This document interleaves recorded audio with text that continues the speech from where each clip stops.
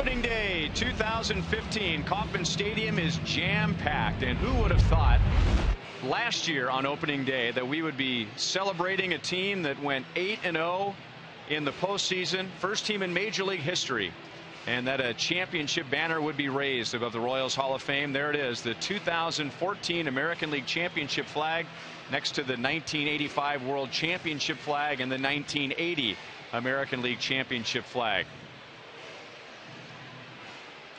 Very few changes during the offseason. All the homegrown Royals that helped get the team to the World Series are back. A few changes here or there, but for the most part, the same team trying to repeat in 2015. And we welcome you back to the ballpark with Rex Hudler. I'm Ryan Lefevre. Hud, there are some who think the Royals are not going to win again this year, or at least they're not going to get back to the playoffs. And two topics seem to come up. How will the Royals replace veteran leadership in the clubhouse and veteran leadership on the mound? Let's begin on the mound, because there's a new ace with a new 5-year contract on the hill today, Yordano Ventura. There is a new sheriff in town, and he's a young sheriff, just 23 years young, Ryan. And I'll tell you what, he has the goods, he has the stuff with that plus fastball at 97 and 100 miles an hour. Good overhand curveball. His changeup is way more mature than a lot of players his age. But I'm going to tell you, he deserved this opening day nod, even as young as he is, as he dominated in postseason. The team responded by going 4-0 in his starts. 2 starts in the World Series. He was dominant. He only gave up 2 runs in 12 innings in the World Series. Pretty good for a young pitcher. This guy's got the goods. There's no question that the ceiling is a very high one. Some people need binoculars to see how far this kid can go. So another question would be leadership in the clubhouse. This is a team that has a lot of young leaders. Many of them came up through the system together. And some think that maybe now it's Eric Hosmer's turn. Is he a bona fide standout leader, or is it a group of leaders? I think it's a group of leaders, but you can definitely pencil Hosmer in as one of the go-to guys. Now just finished his second Gold Glove campaign defensively, but also it goes back to postseason again. This is where every team wants to get to, but the numbers he had in postseason were unbelievable. A .351 average that led all the Royals, and also 12 RBIs, which set a new Royals postseason record. When you have performances like that on the big stage, your guys are going to follow you. So we don't know who the leaders will be, but we know who the ace is, and Eric Hosmer talks about Yordano Ventura being the Royals' #1 starter.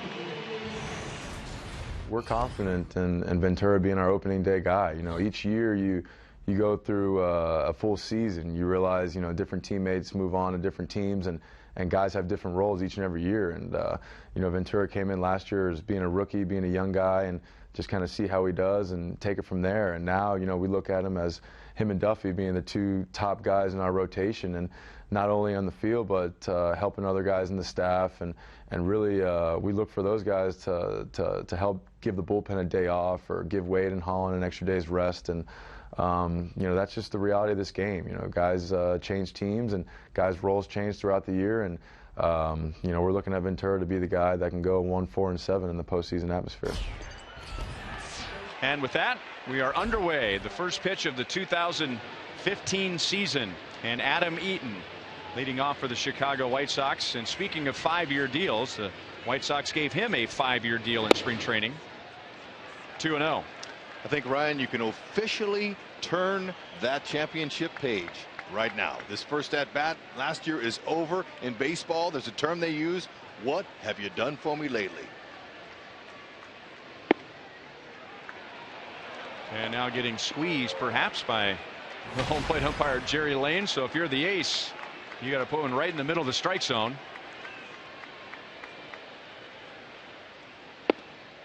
And now 3-1. Yeah, Adam Eaton, he's doing exactly what he did last year. He's really developed a good eye at the plate. His job is to get on base. Full count on Adam Eaton.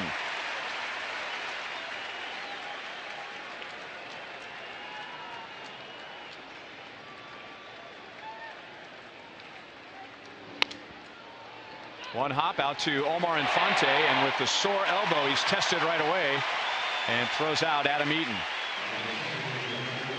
Robin Ventura, this is his 4th year as manager of the White Sox. They had 73 wins last year, which doesn't sound like a lot, but that was a 10-win improvement over the year before. Melky Cabrera, the former Royal, is in the middle of that order. Jose Abreu, the Rookie of the Year. Fort Scott's Adam LaRoche are additions from last year. Tell you, players love playing for him. He's got a very calm demeanor. This is the one guy who hasn't changed from his playing days and now into his managing career.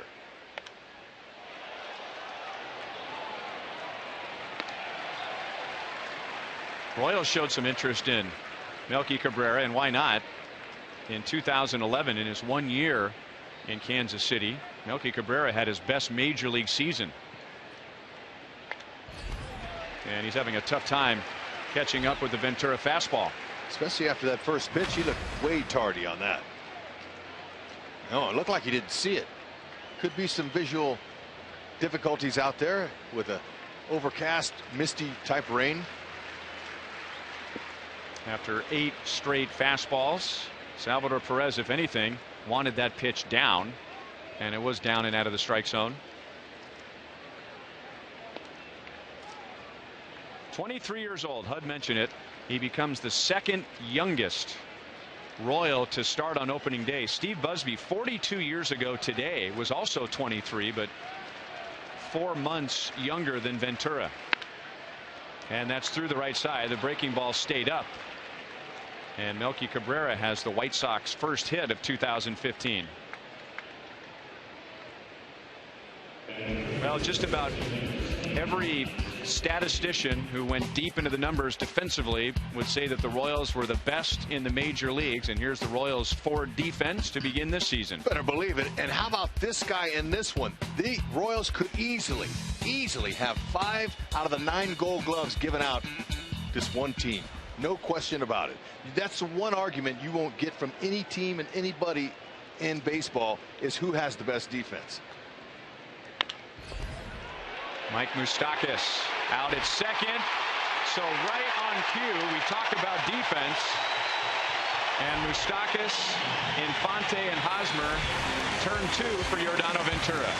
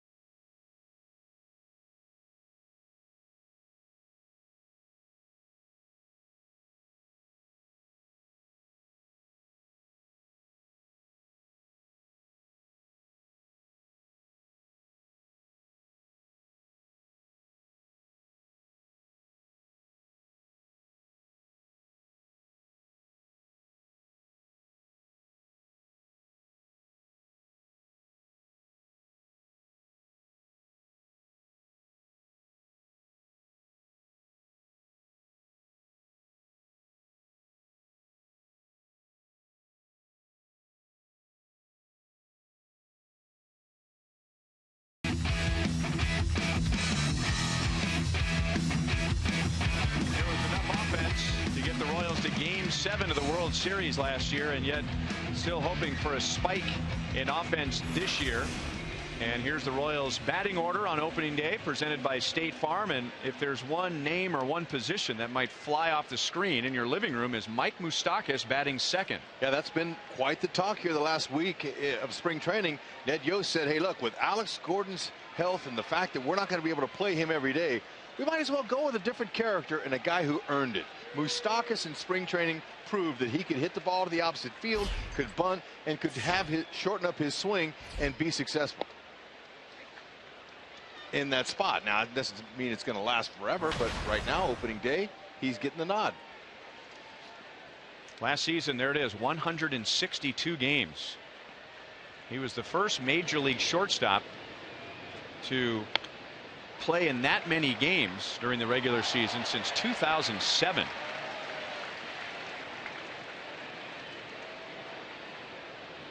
And he really seemed to take off from the middle of September and on, when Ned Yost moved him to the leadoff spot. He did. Now, one of the things offensively the Royals will have to see if it's changed at all. That's their plate discipline.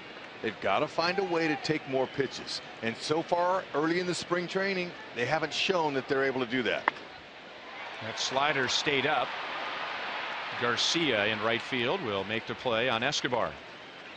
Especially for Escobar. He's a swinger, and they have a lot of guys that hack.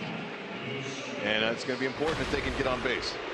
Jeff Samardzija in his first year with the White Sox after spending most of his career with the Chicago Cubs. He is a free agent at the end of this season. Spent last year with the Cubs and the A's with over 200 strikeouts. 200 innings. This guy, he fits the #1 bill, that's for sure. And the Royals are going to have a hard time. This is his 3rd opening day start.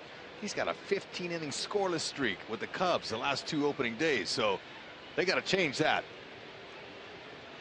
He's good. He's got that good 4-seam fastball there. You can see he's mid to upper 90s at 97. He's got a 2-seamer that he'll use. Got a cutter and a really good split finger. That's his out pitch.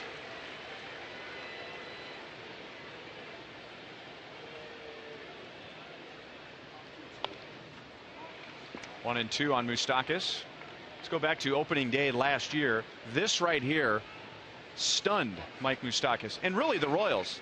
They did not know that the league was going to prepare for Mike Mustakas last year this way, and he had a tough time adjusting to it, but now he knows exactly what to expect. And in spring training was hitting the ball to all fields, even dropping down bunts to beat the shift. And so it's not going to be a problem for Moose, and it hasn't been in spring training. However, you can throw all the spring training numbers out and all of that stuff, because once this bell rings, and it already has, they're going to be pitching him in on his hands and hoping he hits into that shift. It's hard to go to left field when you're getting nothing but middle in hard fastballs. So he's going to have to pop a few and stay in his game. And Flowers will set up inside here, and Mustakas just gets a piece of it. Spring training, pitchers are trying to get in shape. They're just trying to throw the ball over the plate. There's no real purpose and a focus for where they're trying to go. But now their stats count on the back of their bubblegum card. Believe me, it's for keeps. Now going to try and change speeds on him. 2-2. Okay, that's the splitty there. Anywhere from 84 to 89. I mean, he's got a hard one, but it really falls off the table. And what makes it so deceptive is it has the same rotation as a fastball to a hitter. It tricks him.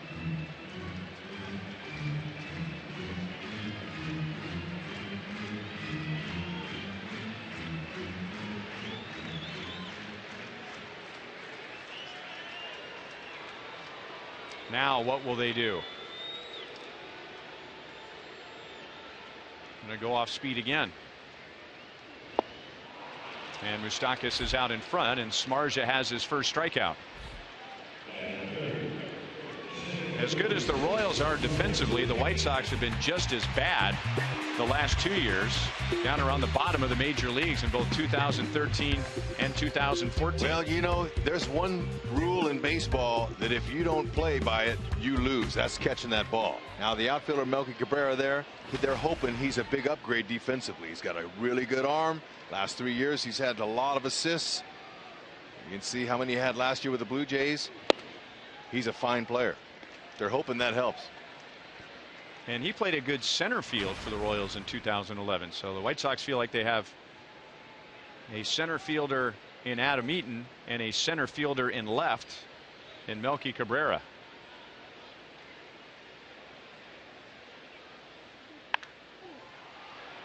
Up into the clouds. Alexei Ramirez backpedals onto the grass. And Samardzija has a 1-2-3 bottom of the first inning.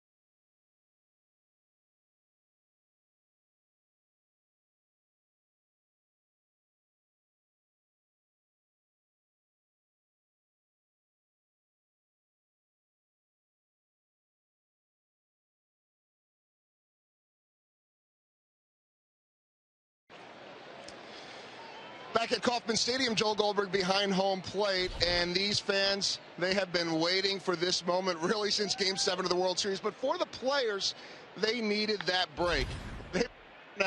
They needed it.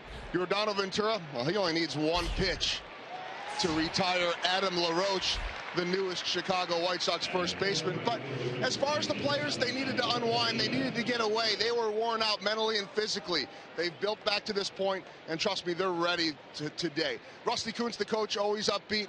He said, yeah, it's time. Salvador Perez, are you ready?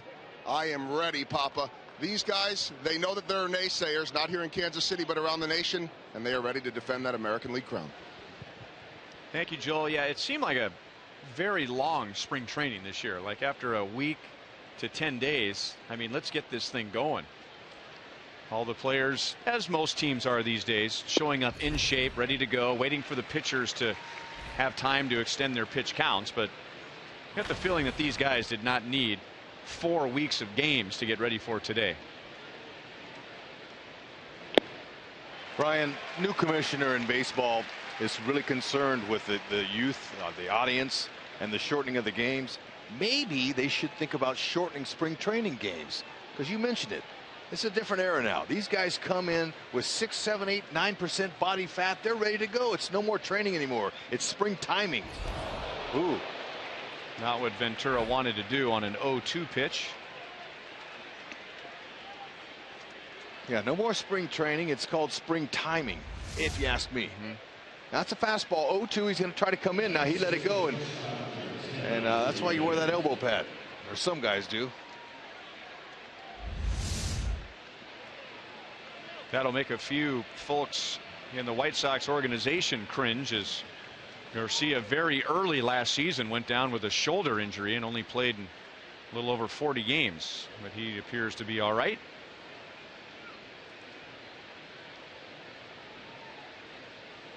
And that gets us to the longtime White Sox shortstop Alexei Ramirez. Final season of a long-term contract. Good pitch at the knees, 0-1.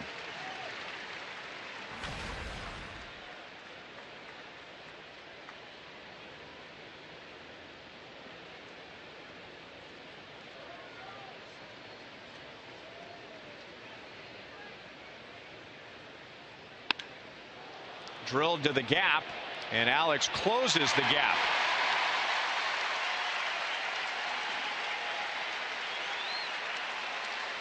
Two down in the second inning. Time for the University of Kansas Hospital injury update. Luke Hochevar very close to coming back, but the Royals, just to play it safe, wanted to start him at AAA so he could get used to pitching in back-to-back games. Chris Medlin 2 years ago for the Atlanta Braves won 15 games. He had his second Tommy John surgery last year. The Royals expect him back in July, maybe August, and a lot of times that's about the time that a team could really use another starting pitcher. Sure hope that's the case. And that's Dayton Moore and his medical staff. One of the best medical staffs there are in all of sports. They're very confident in rehabilitating these guys that have Tommy John, even second Tommy Johns. Obviously, Nick Kinney and company did not even blink when they said, would you like to have this young pitcher? Can you help him? Dayton Moore asked them, and they said, absolutely. If he can help us win a championship, we need him. Get him. Connor Gillespie hits it into right field. Rios cuts it off. Gillespie going for two, but Rios throws it to the cutoff man Infante. And Chicago, with two down, has two runners in scoring position. That's a really nice piece of running there by Gillespie.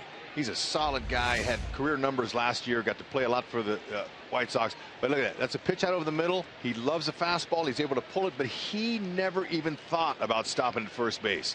He says, I'm going all the way, and that tests Rios. And if he throws to second base, the throw gets away somehow, then Avisal Garcia scores. So that's a really good running play. Put the pressure on the defense right away.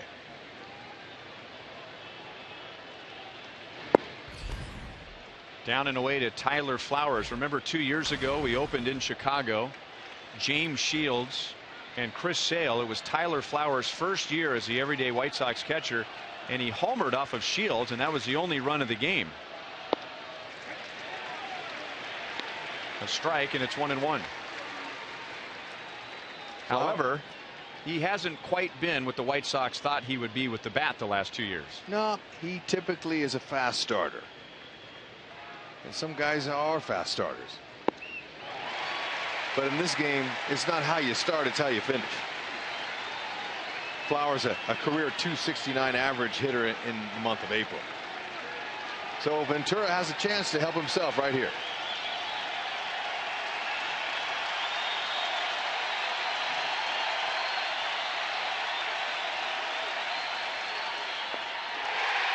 Breaking ball down and away, and that is a strikeout to end the second inning, and the White Sox leave 2 in scoring position.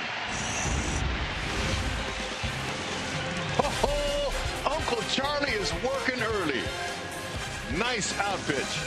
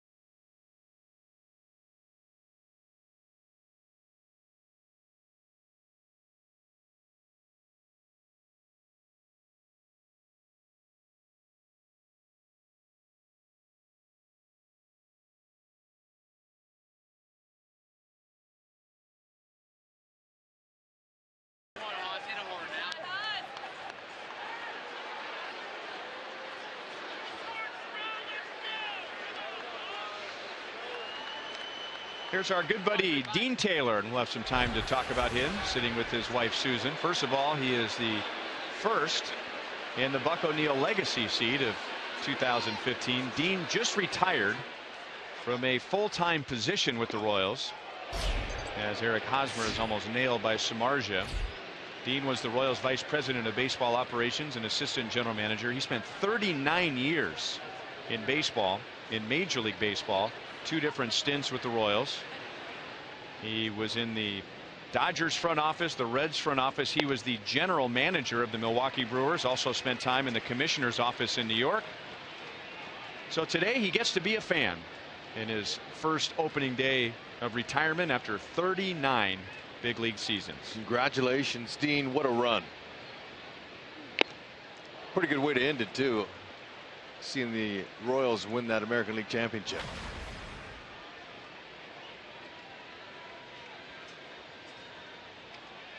Hosmer, Morales, and Gordon in the second inning against Samardzija. He got the Royals 3 up, 3 down in the first.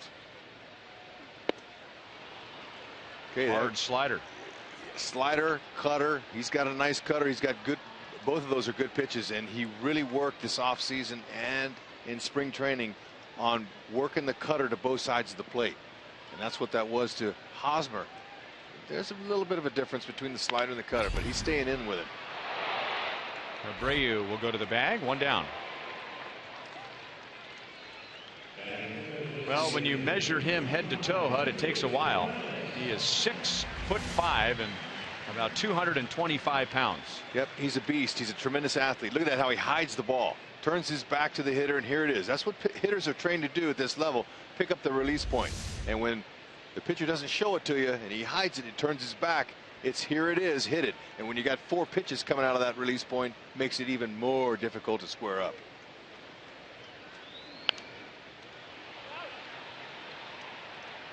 Morales hits it out of play to the third base side. 0-1. He's going to try to get ahead with fastballs.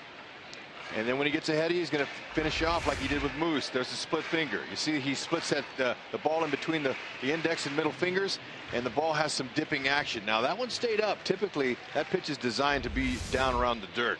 It starts right there where that one finished and then ends up in the dirt. But nonetheless, the change of speeds was able to trick Moose. It's a true out pitch for him.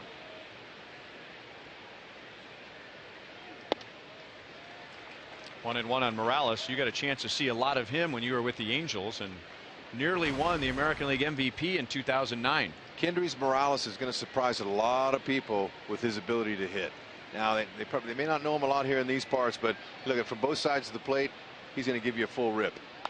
He rarely takes a half swing. Now that one there, he was adjusting to that off-speed pitch, but he's never seen a fastball he didn't like. Both sides of the plate, he's ripping, and he looks dangerous when he's in there. Pitcher's got to be really careful with a fastball with him. Hitting that breaking ball is like when most hitters have that problem.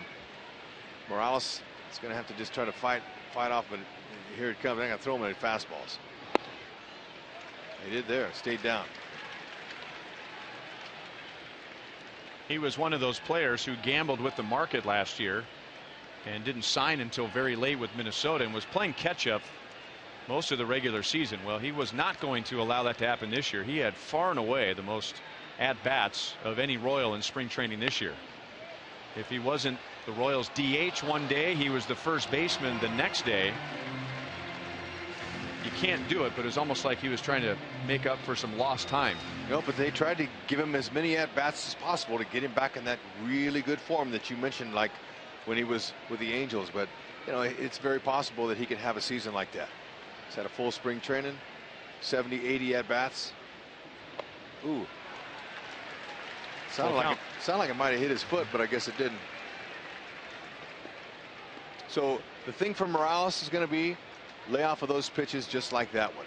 He's going to have to lay off of those sliders because he really gears up on the fastball and he can hit him a long way.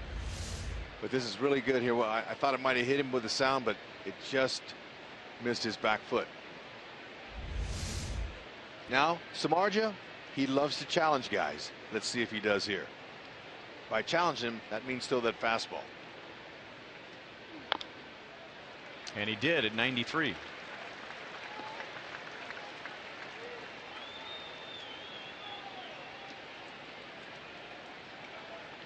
It's a very rare season for Samardzija, as he had over 200 strikeouts last year in an ERA under 3. Rare because normally when you have a pitcher with that many strikeouts, you're going to get a lot of walks. And he does not walk many. But he does right here. And the Royals have their first runner of the year.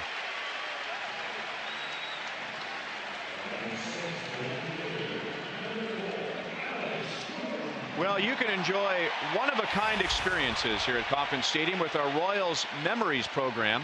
A variety of on-the-field opportunities are available for purchase each game exclusively through the MLB.com ballpark app. You can play catch in the outfield, take a photo on the field, present the game ball, and many more exciting experiences are available at just $20. Check it out. Alex fouls it off the inside of his foot. Well, if I would have bet who would have been the Royals that would draw the first walk, it wouldn't have been Morales. I can tell you that. That was a great at-bat off Samardzija. He was patient. He was selective. He got a couple of rips in there, and then he spit on that last ball that was away. And then you add into the emotion of playing in front of a packed house with a new team. Ooh.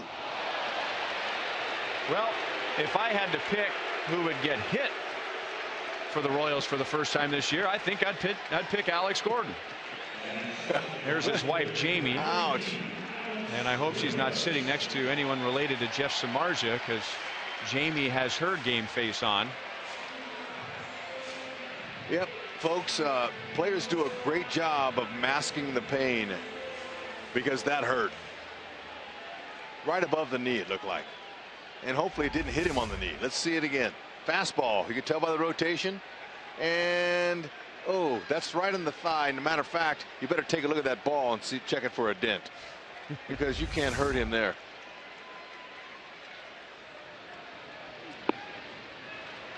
Now a chance for Alex Rios to make a good impression as he bats with 2 on and 1 out.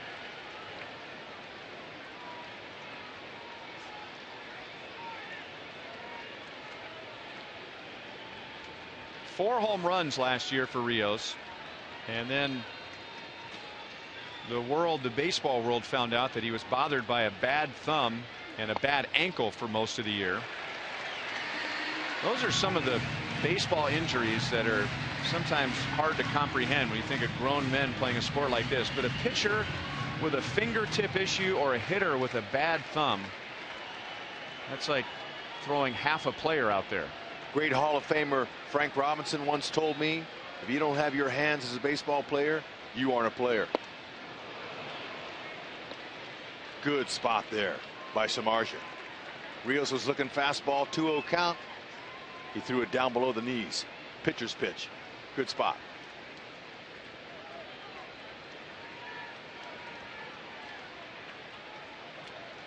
It's an impressive lineup that Ned Yost has. You got Rios hitting down, Alex hitting down in the order. With Rios, they're expecting to be a more powerful team. With Morales, they're hoping for more home runs, as they were last in the league last year. And I mentioned only 4 home runs last year for Rios, but 3 times in his career he's had 20 or more. He had 25 for the White Sox just 3 years ago, so it's in there. Samardzija down to second, and a good hard slide for Alex Gordon, and that's what Micah Johnson gets for Samardzija hitting Alex Gordon. That the best way to pay a team back for getting drilled by a pitch? Oh, absolutely. Except if that was Hal McRae or George Brett, they would have taken him into left field. But still, good slide by Alex, because whenever the second baseman or shortstop uses the base as protection, you got to be careful to go get the guy right on top of the bag. You can catch your knee or your ankle, but nonetheless, he did what he was supposed to do. Broke up the double play. That gives Salvi a chance to knock in the first Royals run of the year. And he will. He might drive in 2. Rios hit by a stop sign, and he thought about going through the stop sign. Salvador Perez gives the Royals a 1-0 lead.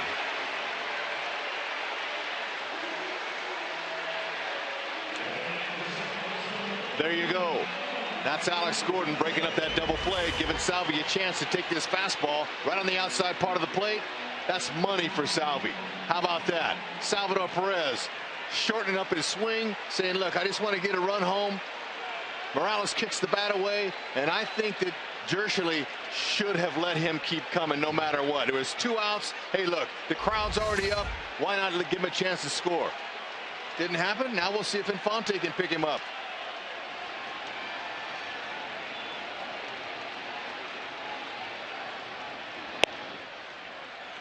Fastball's a little bit high. It was a mostly down 2014 for Omar Infante, except for that last category there. That was a career high 66 RBIs. Had a chance to drive in 2 right here.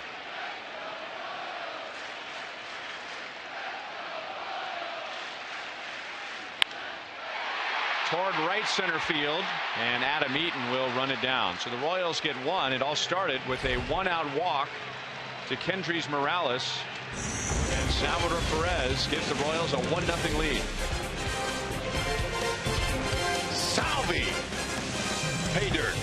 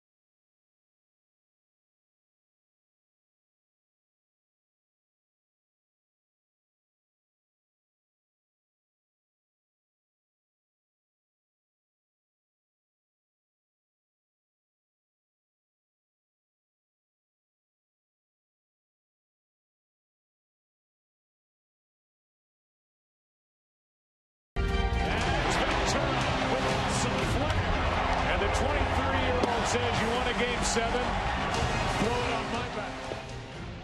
And the Royals got a Game 7 thanks to Yordano Ventura's scoreless outing in Game 6. He has pitched 2 scoreless innings today. And Micah Johnson is late on a fastball. 1 ball, 1 strike. And let's welcome in Royals Hall of Famer Jeff Montgomery. Good to see you, Monty. Well, Happy New Year to you guys. Glad to be back. You got the ball, Monty. Let's play some ball. Let's go. Enough waiting for 2015. 1 ball, 2 strikes. I have to admit, those short off seasons, I could get used to those. 5-month off season, just right.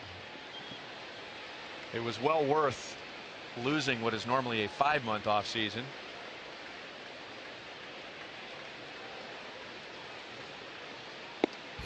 All right, Monty, let's talk about Yordano Ventura. And before we get to what he did last year and hopes for this year, he has some financial security. The Royals signed him to a 5-year contract extension just a couple of days ago. Really nice to know that he's going to be in the fold through 2021. One of the best young arms, one of the best arms in baseball overall. But to have him locked up and knowing where he's going to be, that's a really nice sign for the Royals. Yeah, you know, Monty, you mentioned it. Nice young arms. How about one of the nicest arms in baseball? Just like you said. I mean, with the World Series and postseason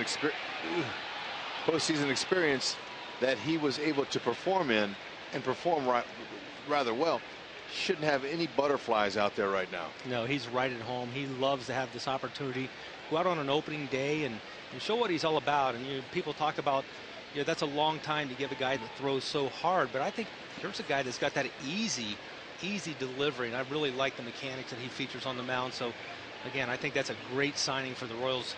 A lot of credit to Dayton Moore and company. Plus, when you dangle a carrot out in front of a horse's mouth, he wants it. But when you're a ball player and it comes in financial and money and $20 million, there's no guarantee he's not going to get injured or something happen to him off the field. That so why not take it? And I think that's a wonderful opportunity for Yordano, and also for the Royals to say, hey, look, here's what we're committed to do. Would you like to take it? And it's up to the player. Saw a lot of this in the early 90s with the Cleveland Indians when they locked off all of their young players, like the Royals now have done with Salvador Perez and Alcides Escobar, now Yordano Ventura. And you just have that, I don't know, that continuity among the ranks and the other younger players. Now, hey, this is an opportunity for them to follow this lead and maybe get an opportunity for a long-term deal of their own, because they know the Royals are really locked in on keeping these young players for a long time.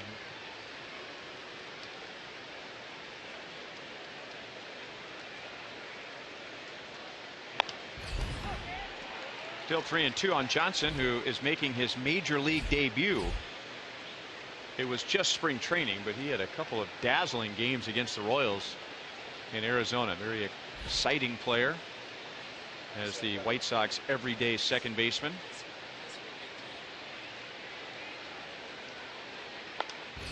Tell you what, for your first AB in the majors, facing Ventura and now just milking 10 pitches in your first AB, ooh man, whether he wins it or not, he's had a good plate appearance. Well, he's going to remember this one again. You remember a lot of your first, and your first one on opening day against a guy like Ventura certainly remembered. Brian, you got a chance to watch him play in spring training. I didn't get a chance to see him. What kind of player are Royals fans expecting to see out of him? There was one game, Hud, that, I mean, it was just the Micah Johnson show. Defensively, offensively, running the bases, big stolen base numbers in the minor leagues, and White Sox are trying to get more athletic under Robin Ventura. So he's another speed guy to go with Adam Eaton at the top of that order.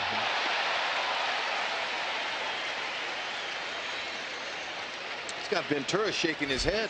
I'll tell you, as a pitcher, when you have a bat like this where you're going to see 12, 13 pitches, it almost wears you down. You just want to get your business over with.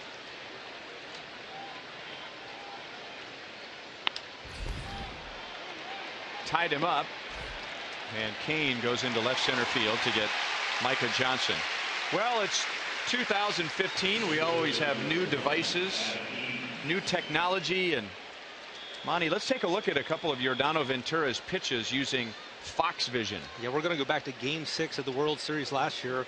We know hitting a realm baseball with a realm bat squarely very difficult, especially when you throw 100 miles an hour, as we're going to see from Yordano here.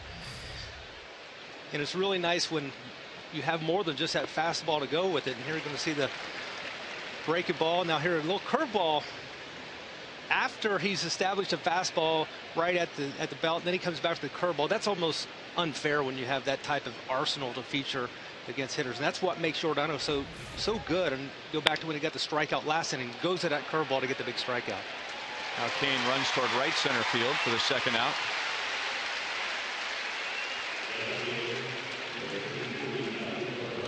Two down for Ventura.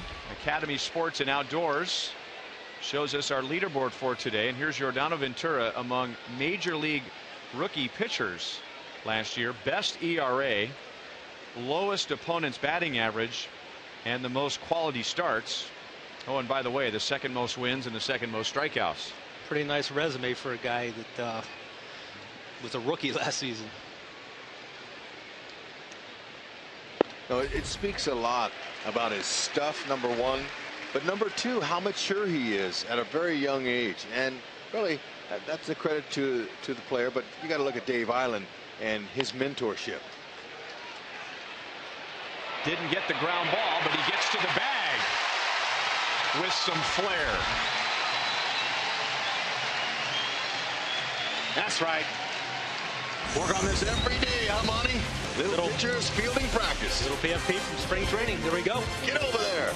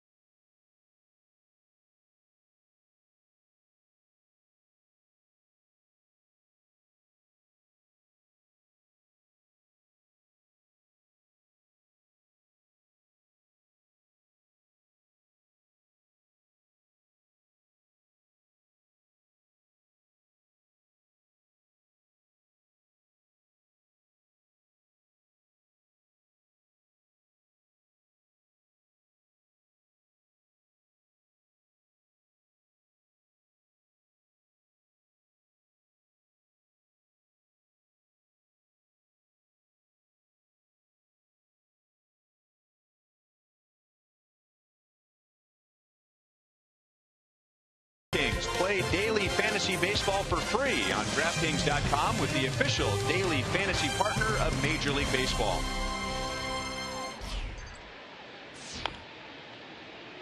One nothing Royals on Salvador Perez, 2-out RBI double. Top of the order, Escobar, Mustakas, and Kane against Samardzija in the third.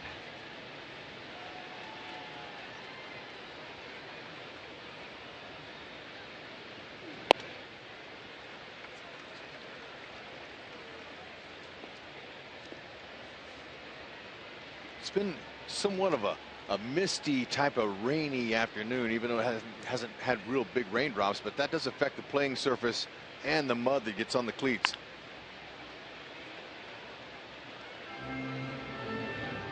It is a very tough time of the year in Kansas City to predict the weather, and the forecasts seem to change every day. Doesn't appear that a whole lot is falling out of the sky right now, just the slightest of mist.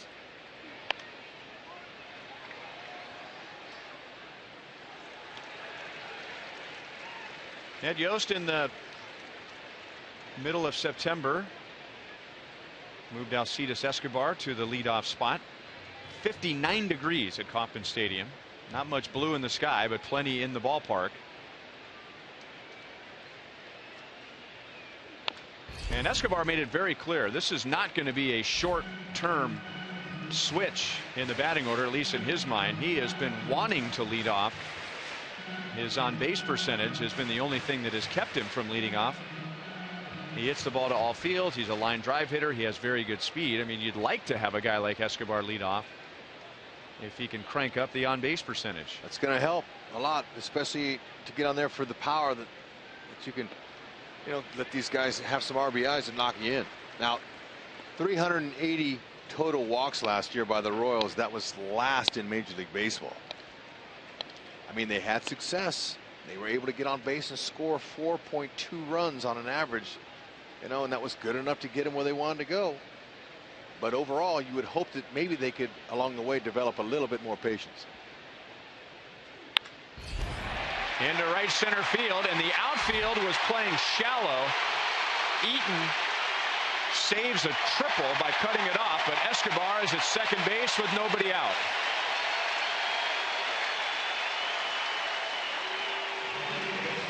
Nice at bat. You can tell Escobar's fouling off some pitches. He was on everything Samardzija was throwing. And I talked about Samardzija. He's a competitor. He wants to challenge hitters. But when you throw a ball right down the middle of the plate, that's going to get hit. See where Eaton is at the top of your screen. He's in shallow. Took a perfect route to the ball. He had to take the right angle. He cut it off. He made a nice play. Escobar making sure he didn't spin his tires around first base. He was able to get his first double of the year. Now let's see what Moose can do. With that second place, you got to pull the ball. You got to do the little things. Or bunt him. Look at that. And he does. He will move the runner and get Escobar to third with one out. Another way the Royals were able to make it as far as they did last season was the small ball mentality. Ned Yost having his guys sacrifice, giving each other up, was one of the keys for them to score their runs. Samardzija again. Mustakas had a lot of success this spring, bunting for third base line, first base line, and there it is, staying on top of the baseball. And when you do that, you get lots of love from your teammates.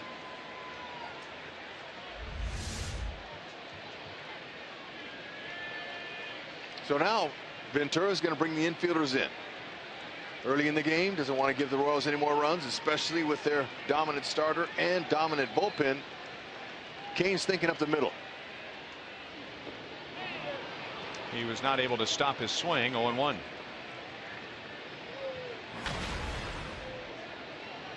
Samardzija got him on a pop out to short in the first inning.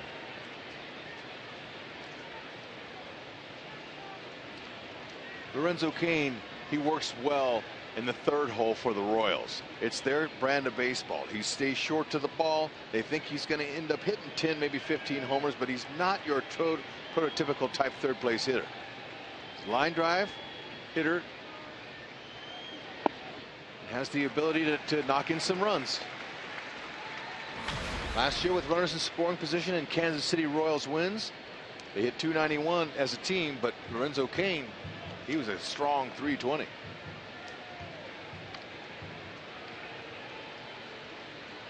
Really trying to stay down and away with Cain. And that caught a lot of the plate. It's going to be a tough play, and it drops. Garcia goes down as Escobar crosses the plate. And Lorenzo Cain comes through with a runner in scoring position, and the Royals lead 2-0. Now, it wasn't exactly the Lorenzo triangle that they talked about last year. His teammates called it, but it's good enough. That's a ball that was down low. Cain was a little out in front of it, tried to pull it, and ends up with some good fortune. Talked about the conditions, a little bit slick. Samardzija saying, wow, I've read about this Royals team and I've watched them. Now they're giving it to me. Make Samardzija get the ball up. That's what Hosmer wants to do now. And you saw we talked about his athleticism. He's got a really good move. He's quick with his feet.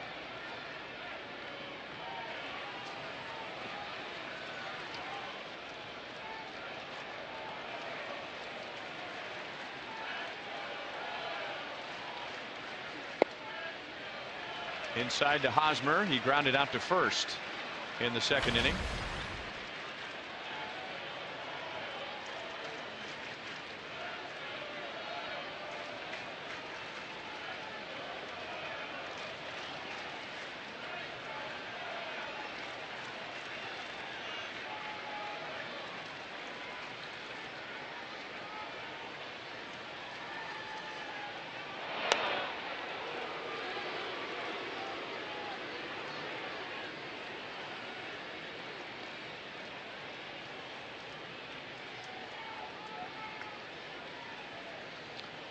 Hosmer's looking for something out over the middle and up, although he's a very good low ball hitter, but Samardzija wants to keep him in.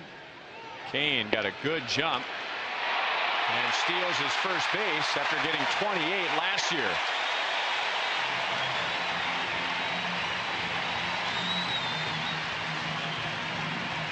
And a good time for our Toyota League leaders. The Royals led the major leagues by a wide margin, or they have over the last 2 years.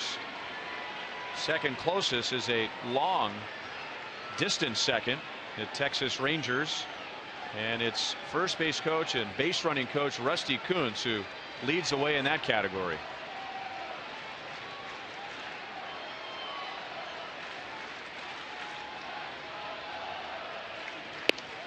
Ned Yost stunned the crowd, and me for that matter, during FanFest when he announced up on the stage that as the Royals stole 153 bases last year, he asked me, how many stolen base signs did I give? I don't know, 190? And he said 0. It's all up to Rusty Kuntz. Wow. And the instinct of the runners. Boy, that speaks volumes that you can entrust your coaching staff, but also the talent that Rusty Kuntz has to deal with. But he studies film.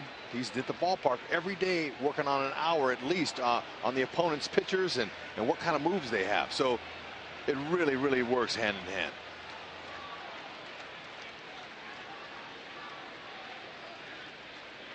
But so far, Ryan, in just 3 innings, the Royals are carrying over the blueprint of success they used last year. We saw Moose in the number 2 hole, sacrifice bunting, moving Escobar over on the double. And then we see how Lorenzo Cain was able to knock him in. And of course the strong pitching is a signature. On the ground to Abreu, he handles a tricky hot 2 down, and Cain goes to third.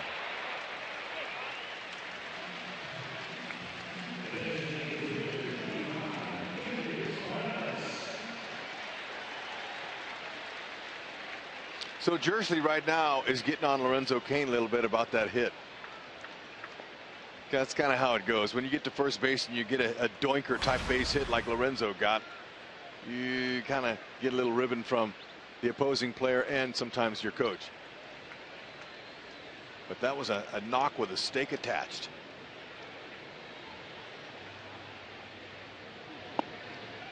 That pitch crossed up Flowers. That was not what he was expecting.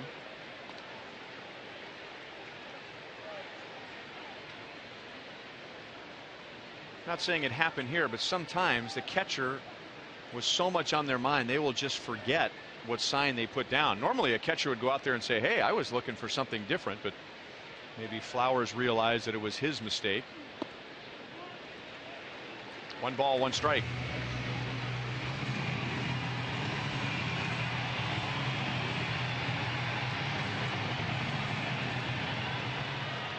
Flowers does a nice job behind the plate. They're pleased with his work. Morales being very patient, looking for the cookie. That one gets by Flowers, and here's Cain to make it a 3-0 Royals lead.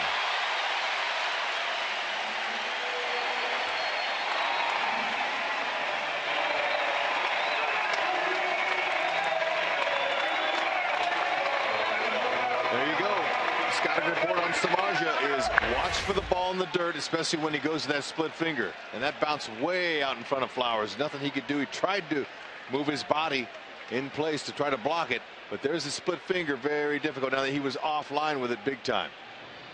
Flowers had no chance.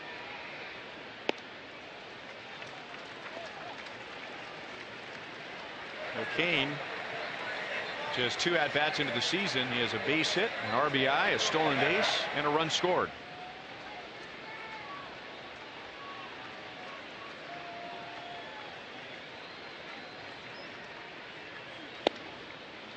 And Morales again, who is not known for taking walks, has done so twice in 2 plate appearances against Samardzija, who doesn't walk many. This is really good to see. Morales, usually very aggressive, being selective, and so far in 2 plate appearances he doesn't have an at bat yet. Robin Ventura's thinking, oh no, we didn't want the Royals to go out and get a lead because we know what's coming.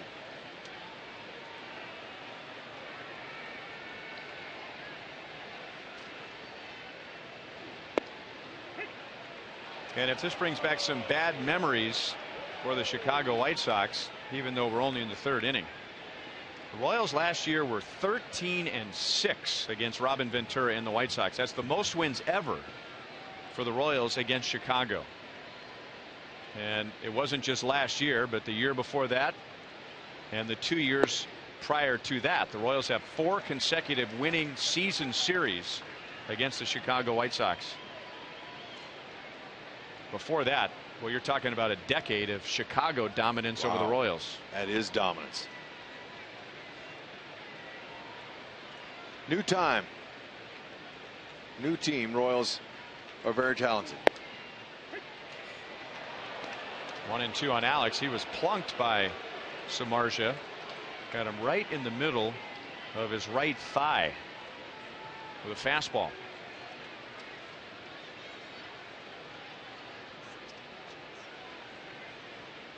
This will be his 60th pitch, so we're talking about an average of 20 pitches per inning, which is good for the Royals and not good for the White Sox. He had Alex reaching, and Adam Eaton is there to end the inning. Royals get 1 in the 2nd. They get 2 in the 3rd. Get him on, get him over, get him in the Royal way.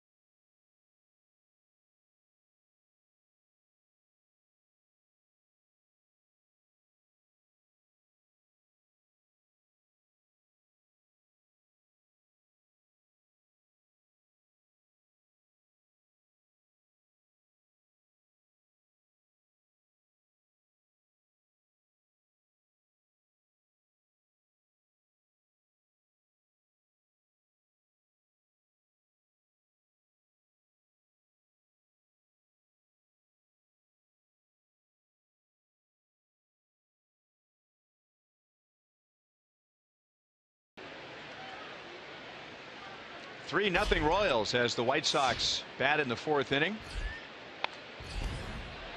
Jose Abreu grounded into a double play in the first inning. He was the unanimous American League Rookie of the Year. However, he did very little against the Royals. No balls, 2 strikes. Royals pitching was able to pitch under and away from his bat. They did a nice job. Credit Dave Island for that. Their scouting reports they had on him, and hopefully they can do the same because he's a very dangerous hitter.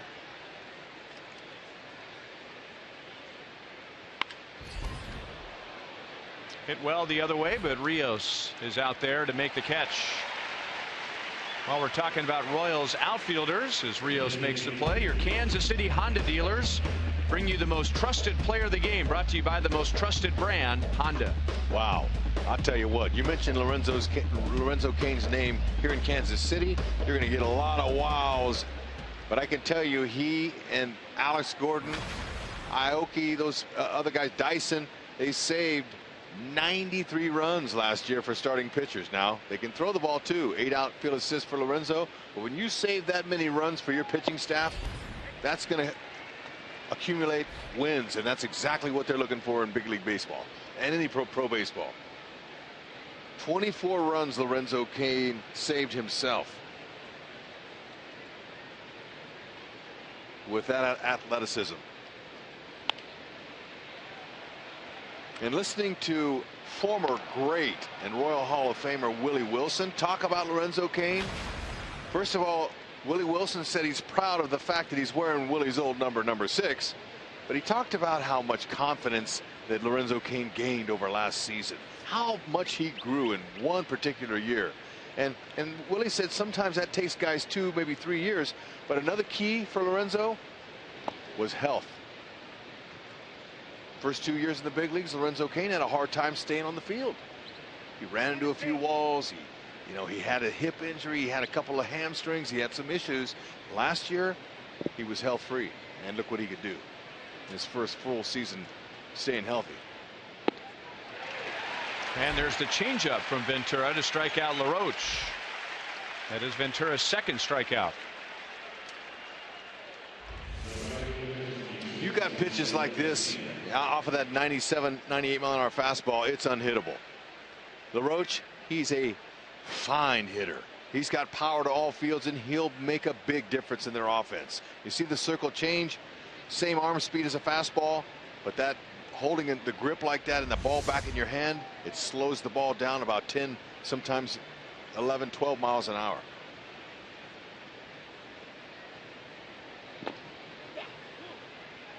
Ball 1-2. Avisail Garcia. He was plunked by Ventura. Drilled by an 0-2 pitch in the second inning.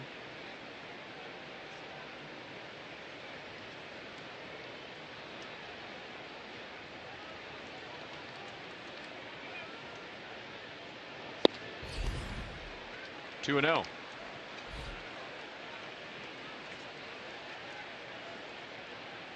Garcia, he's a specimen as far as it comes to athleticism and body physique. At 6'4", 240. I mean, he's really put together. He's like a linebacker would be in the NFL. Ooh, good spot. That's 95 with a paintbrush on the outside part of the plate. You can't touch that. You could foul it off, but that is a one heck of a pitch to try to square up. Hit hard to Mustakas, who makes a good backhand play. Hosmer helps him out on the other side. And Yordano Ventura has retired the last 7 Sox hitters.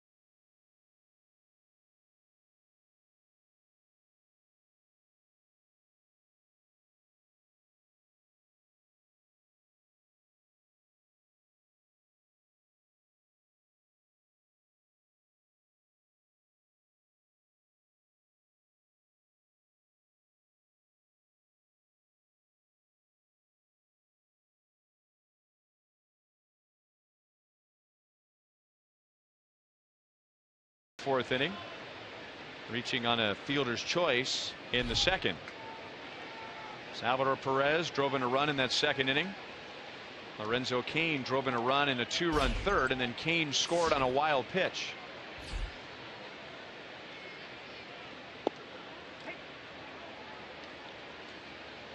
Rios has a real long, tall physique, which can be good for a power hitter because your long legs and arms, you know, you're able to get extended and really get a whip-like action from the bat and on the ball there. And with a broken bat, he's on with a leadoff single.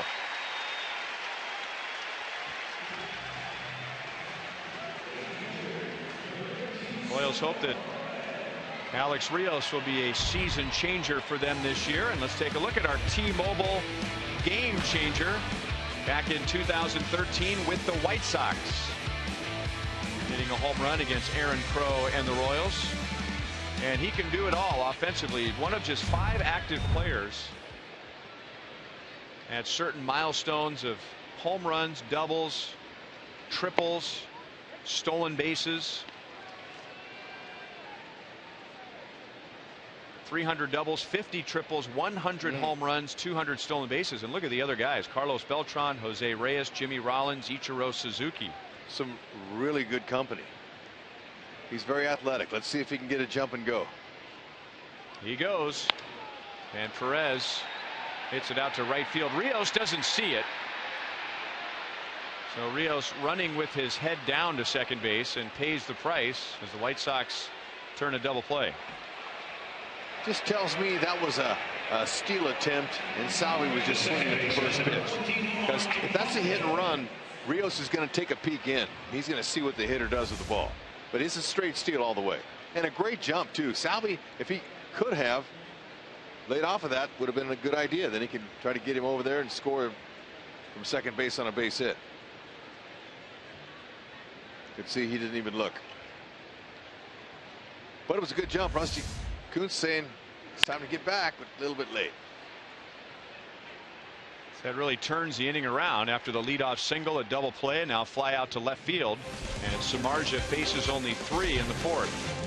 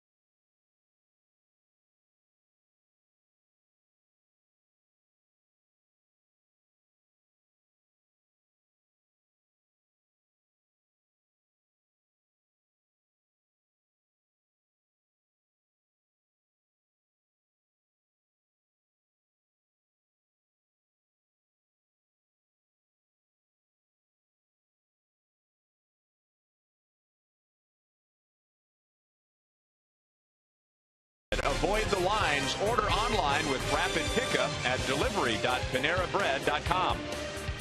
By Menards. Save big money at Menards on all your home improvement needs. And by Steel Outdoor Power Equipment. Quality, reliability, and value. Find a servicing Steel dealer at steeldealers.com. 2014 American League Championship trophy inside the Royals Hall of Fame, and a sellout crowd outside of the Royals Hall of Fame, and a good start as Yordano Ventura is pitching with a 3-0 lead to begin the top of the 5th inning. with just 51 pitches. Right there, Alexei was guessing fastball, and he got the off-speed pitch. That's why he was way far out in front. And, you know, when you're facing guys that throw hard like Ventura, sometimes you got to go out there and guess and look for that fastball, and you got to cheat a little bit to get it. That means hurry. See, he was looking for the heater again, and he broke the hammer out on him. And it's a good one.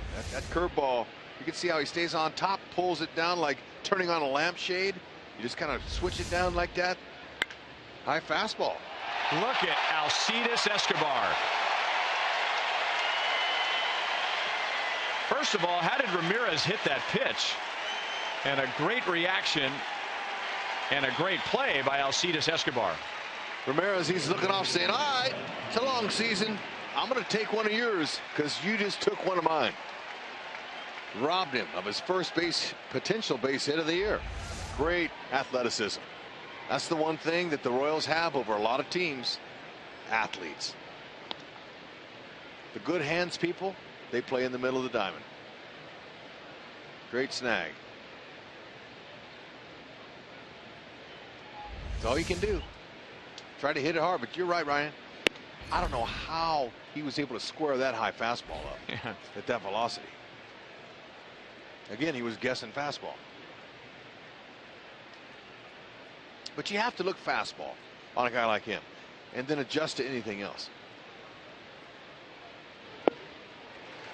Change up. He did not make the adjustment. 1-1 on the former Wichita State shocker, Connor Gillespie. He doubled up the right field line in the second inning.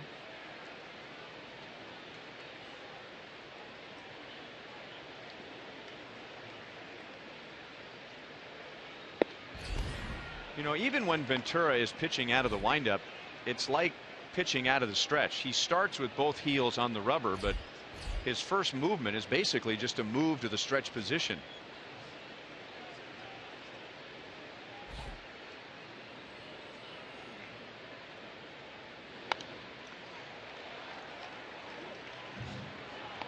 So when you say a pitcher is going into the full windup, that does not apply to Yordano Ventura. No, and it's amazing how he separates and how well his balance is. He separates his glove from his hand right on the perfect balance point. And he's very smooth. He's got a gifted arm, there's no question, but he does use his lower half. We'll show you here after this pitch. See right here, that's pitching out of the stretch. Right? I mean, essentially. It is, and it looks so easy. But that's how gifted he is. Now watch him. Okay, look at very little movement like Ryan's talking about. But watch his separation here. Okay, he's going to turn sideways. There it is. It's a stretch. Watch his separation right over the rubber. Perfect balance. Front foot's right out in front. He stays out on top. And here it is. Here's what the hitter sees. Whew, and it's on you. Now this is breaking ball. But you can't tell a difference between his off-speed pitches because it comes out of the same arm slot and arm speed as the fastball. It's right on you.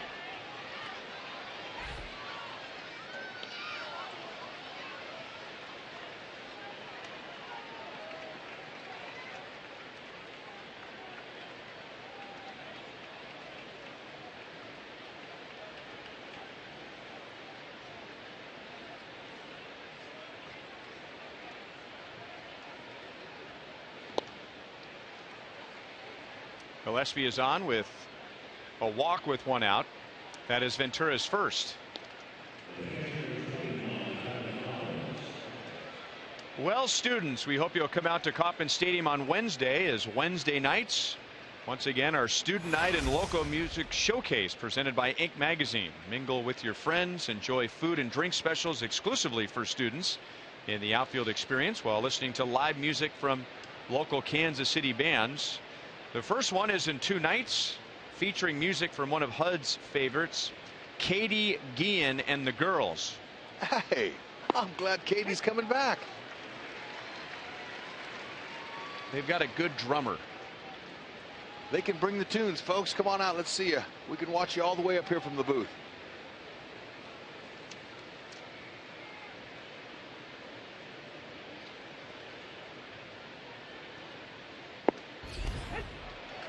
Got the call, and it's 0-2 on Flowers. who so far has been Ventura's biggest out in the second inning, with runners at second and third for Chicago and 2 down. Ventura struck out Flowers with a curveball.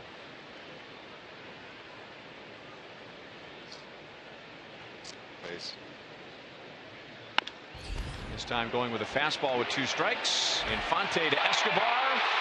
Double play. Eric Hosmer somehow stretched for that ball and kept his foot on the bag. No doubt, it's a pitcher's best friend. It saves your pitch count. Nice play. Look at that hose on Escobar. Man, he gets it over there. Stretch it out. Got him.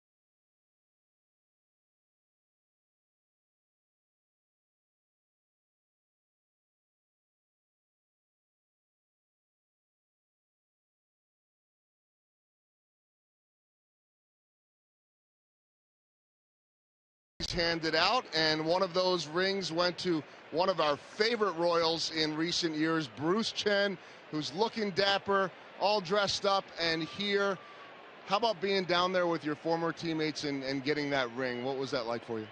It was great. I'm very grateful to this organization for inviting me to come here and be part of that ring ceremony. I'm grateful to the fans. I got a good ovation when I got named to get my ring, and it was great to be out there with my teammates and kind of like, catching up with them and see how everyone is doing. I got to talk to a few of the guys, and I'm very proud of the way they played last year. They did a really good job. I want to ask you about that, because I'm sure it was bittersweet in the standpoint that you would have liked to have been here for all of that. You were such a big part of this team's success. It didn't work out at the end of the season. So sitting from far away watching a lot of these guys you taught, what was that experience like? Well, it wasn't bittersweet. I mean, I was very proud of my teammates. They did a really good job. They played really hard. I mean, I was pulling for them the whole way. It's funny, they're playing, and then I got to see some of the guys. I got to, after everything was played, I went back home, and they were playing reruns of the World Series. And I could see all my teammates, like Salvi on top of the dugout, Moose getting pumped up, all these guys, like doing the flips and everything. So it was really good. I'm very proud of the way they played. I'm very proud of the way they play against Oakland in that wild card game. And I could have not picked a better city and team for the fans were great the whole time too. For all the teams you've been with, you spent more with this one. You married a girl from Kansas City, so you're a Kansas Citian now, but also part of the Cleveland Indians. You head on a plane and go to Columbus to AAA tomorrow. Have you thought at all about possibly facing some of your buddies? Well, yeah, I want to be back in the big leagues, and the Cleveland Indians, they're in this division, and it's going to come. I mean, hopefully I can make it back to the big leagues with Cleveland, but it's going to come the time that I will have to be facing the Kansas City Royals, and man, it's going to be tough. I know a lot of the guys, but I know how good they are, and like like today, a game like today, they have 4 hits, but they have 3 runs. They really know how to manufacture runs.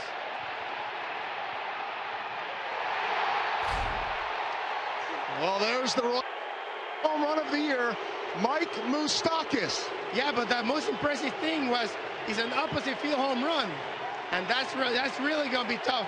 If he keeps hitting the ball up opposite field, he's going to make this team a lot better. There's some analysis from Bruce Chen, because this was a guy that always pulled it. Opposite field home run. Bruce, congratulations. Great to see you guys. Back to you. All right, Joel, thank you. Well, Bruce and Joel pointed it out. This is not a good day to hit, by the way. And Mike Mustakas goes the other way for his first hit and first home run. Brian, you saw a lot of Moose in the spring. There's Lorenzo Cain saying, hey, look, I don't know if that was intentional or not, but that's a little bit too up and tight. And a couple of words are being said now.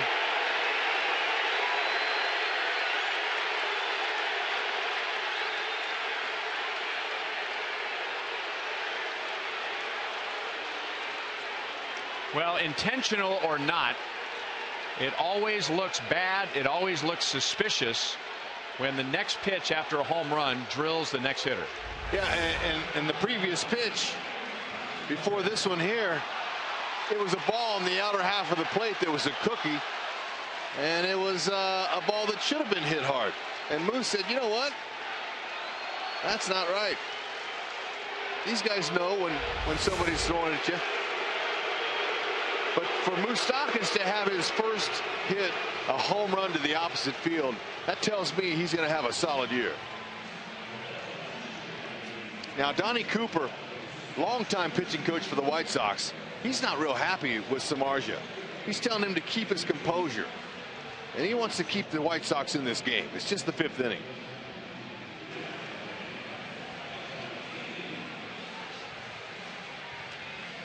It was these kind of innings that got Samardzija in trouble when he was with the Chicago Cubs, and his manager there was Dale Swaim, who ironically now is the Royals hitting coach, trying to figure out how to hit Samardzija. And Dale Swaim would say that when Samardzija got into trouble, he would start guerrilla pitching, meaning he would just try and do everything with muscle and emotion. Dale Swaim say he would go from wide receiver mindset, where he was one of the best in the country at Notre Dame, to linebacker mindset, and that doesn't normally work when you're a pitcher. No, it sure doesn't.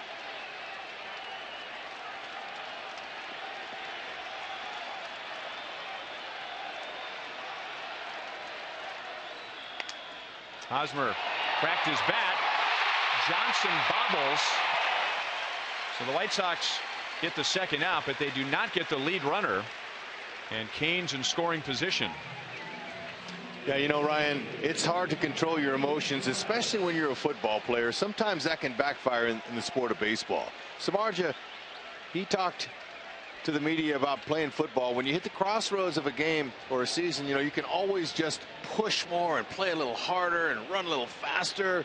But in baseball, that's not the case. A lot of times it's the opposite. You got to pull back. You got to slow down, take a couple deep breaths. You got to collect yourself. To Melky Cabrera in left field, and Kendrys Morales is out for the first time. Speaking of first times, Mike Mustakas hits a home run to either left field or left center for the first time in his career, and the Royals lead 4-0 at the end of 5.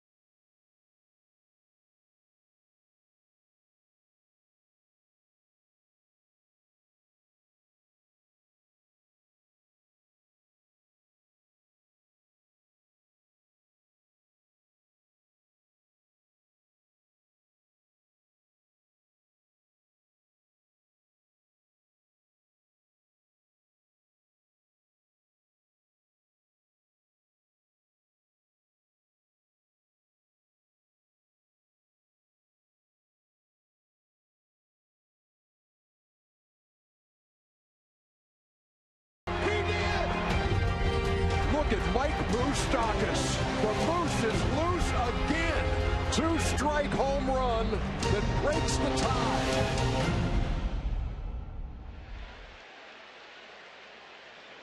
And that postseason wiped away a very disappointing regular season. Mike Mustakas last year, remember, he started 0 for 21.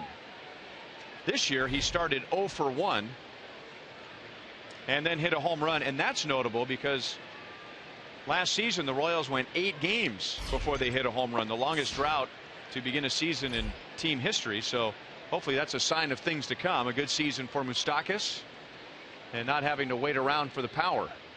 Yeah, you know, that's the best way to do it. I'll tell you, whenever you can get your first hit of the year to the opposite field and a home run on top of it, I tell you that, and for Moose of all people, that's really special. He could have what I heard Ned Yost and Dayton Moore say, an MVP year. And I started to say, really? But you know, when you think about it, overall number 2 draft pick, why not? He's got some skills. I mean, Moose could confidently, if he gains it, end up having a great season. That would be the first major league hit for Micah Johnson. So after a long at bat in the 3rd inning and flying to center in his first major league at bat, now he's got his first major league hit. So the White Sox have the leadoff man on, and let's go down to one of the dugout suites, and here's Monty.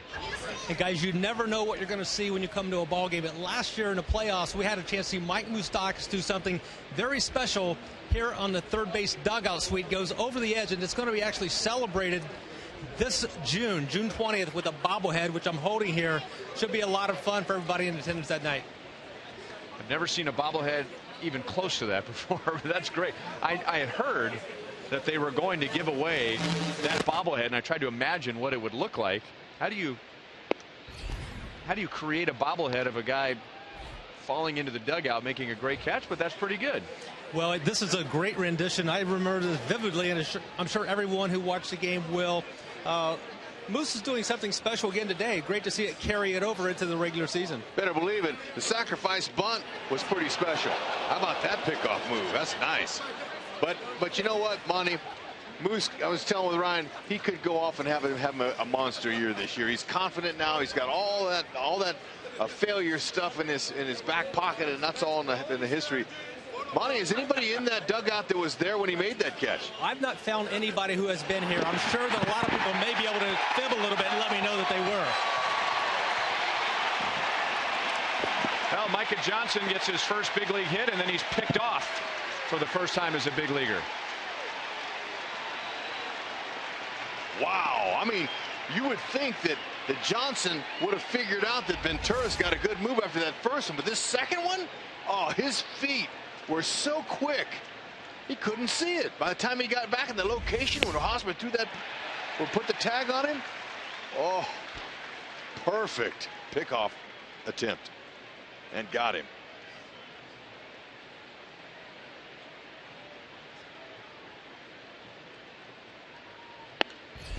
If Ventura pitches the way we hope he's going to pitch, and we think he's going to pitch, I will be interested to see if the league tries to start running on him. Do you know, in his first 2 big league seasons, major league teams have attempted 2 stolen bases against him? 2. And 1 was successful. So swinging the bat is hard enough as it is, and maybe Johnson getting picked off had as much to do with the White Sox thinking, hey, we got to try and do something against this guy. Nobody runs against him. I wouldn't be surprised if the league didn't try and change that. Well, once the league sees that pickoff move against, you know, a young base runner who's supposed to be one of the fastest base runners, they won't go again. Okay, lots of times the players are going to talk. Hosmer and Ventura, they're talking. They're setting it up. Now watch. See, all right, okay, little body language. Remember, that's the premium language spoken on the field. Didn't say a word, said, watch me. I'm going to come over there and get him. Hosmer ready? And I tell you, you put that throw right there in front of the bag like that, and you got a Gold Glover with those hands there, going to apply the tag. That's exactly what you see. A beautiful display of a pickoff move.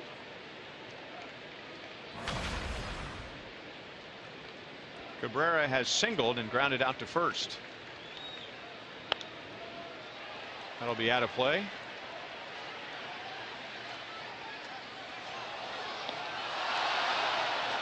Crowd reacts as that foul ball hit the concrete in the lower level and bounced all the way up into a suite. And appropriately into the hands of a young fan who has a smile from foul pole to foul pole. That's Royals Senior Vice President Kevin Uhlich and President Dan Glass. Hosmer to Ventura. 6 scoreless innings. The White Sox have only 3 hits against Yordano Ventura. Woo, man, he's got that arm, but he's got athleticism as well.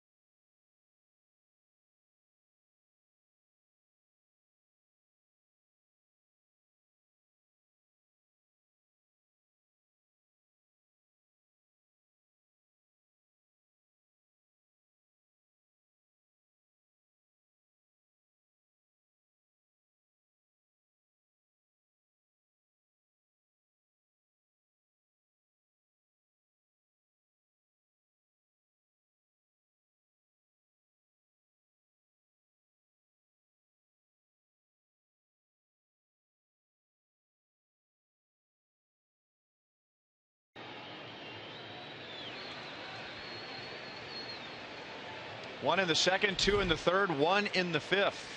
Royals batting in the bottom of the 6th inning, and Alex Gordon hits it out to Johnson, who goes sliding to throw him out, and Alex is 0 for 2.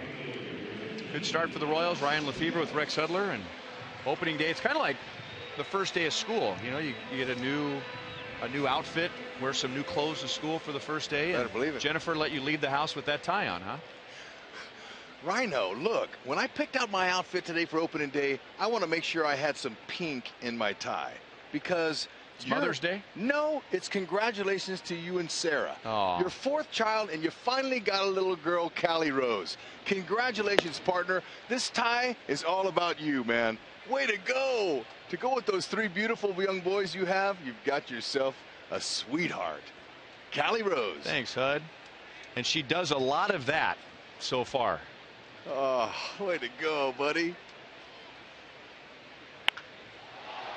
That ball is just foul. So now 4 children in 5 years. 5 years. Wow, 5 years. Sarah is unbelievable. Yeah, way she's to a go. saint.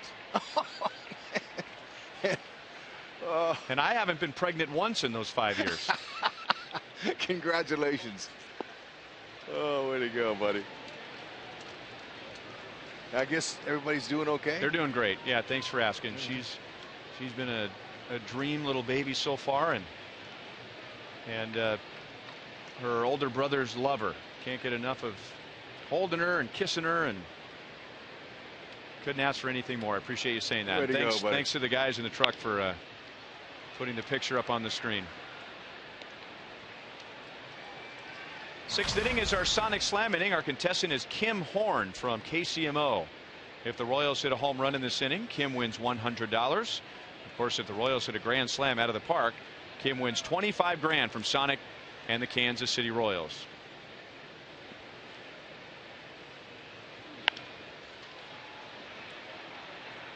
Samardzija, he's still in there. They're staying with him, but I'm going to tell you, this guy is a strikeout pitcher. He had 202 punch-outs last year, averaging 6 per start.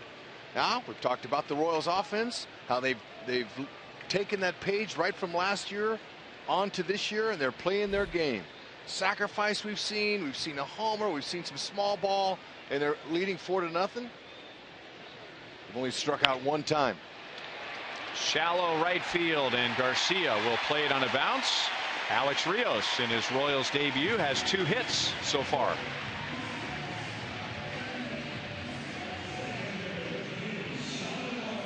Well, last year the Royals played their hearts out and came up with the hardware. And fans, now it's your turn to take home a special piece of the postseason. Be here next Saturday, April 18th, as the first 10,000 fans receive an American League Championship replica trophy courtesy of Pepsi. The gates will open at 4:30, so arrive early. And for tickets, go to Royals.com or call 1-800-6-ROYALS. Rios runs. Perez takes this time, and Flowers throws it into center field, but Eaton is right there making sure there is no further advance. So just what you were talking about last time, Hud, this time Perez recognized that Rios had a big break and didn't swing at the pitch. Rios would be 2 for 2 with 2 bags this year had Salvi not swung at that last time up, but still great jump and another tremendous sign that Rios at 34 years young has the legs of a 32-year-old, 26-year-old, 24-year-old, whatever. He's got great athleticism and still has some good speed. Little half swing, and Eaton will make the play in center field, and there are 2 down. Let's go back, and we were talking about the replica trophy given up on the 18th, and it'll be nice. Hud has really big hands. That's a lot bigger than it looks. There you go. Hey man, congratulations to the fellas. I can't wait to see the ring. Now they showed it on the board. I mean, it's beautiful. I mean, it looks like a World Series championship ring. But look, that ring to go with this trophy, that was a beautiful thing last season, but that's over. The page has been turned, and here the Royals are up 4-0. Bottom of the 6th. Infante twice has made the final out of an inning. He stranded 2 in the 2nd inning, and now has Rios at second base with 2 down in the 6th. That rides inside 2-0. So we've seen some Royals steal. That's the 2nd stolen base we've seen in this game. Kane got the 1st one. Rios got one. We saw Mustakas with a beautiful sacrifice bunt and an opposite field homer.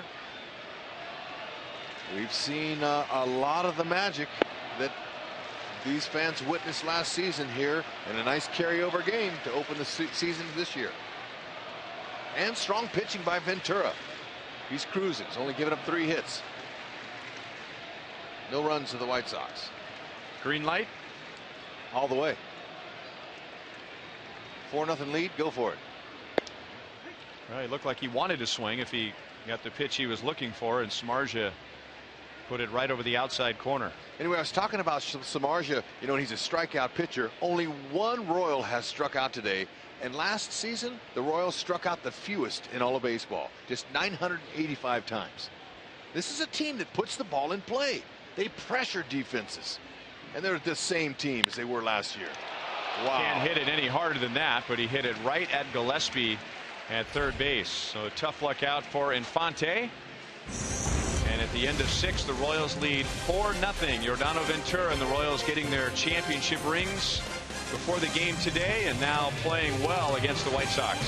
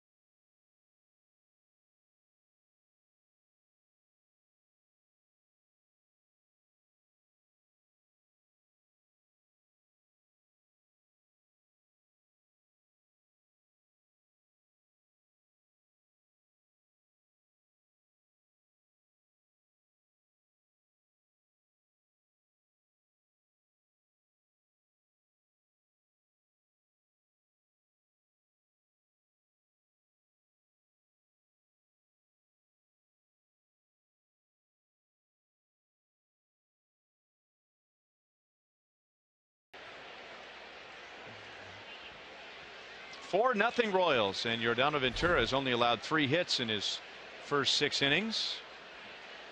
White Sox have the middle of the order coming up.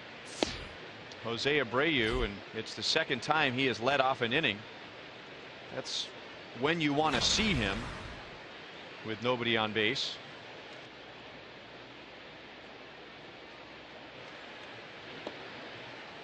Two balls and no strikes. Ventura, right at 77 pitches, has thrown 14 1/3 scoreless innings dating back to the World Series last year here at the K.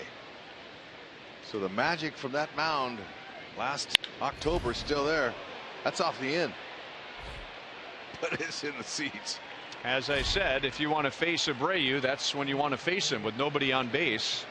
All of that power, and he hit it into the water, and it's good for 1 run. And you know, that sounded like it hit off the end of the bat. Didn't even have a loud pop, solid sound. But I took one look at Alex Gordon, and I knew it was out. That fastball right down the middle. Ooh, man, look at that. All right, let's listen to it.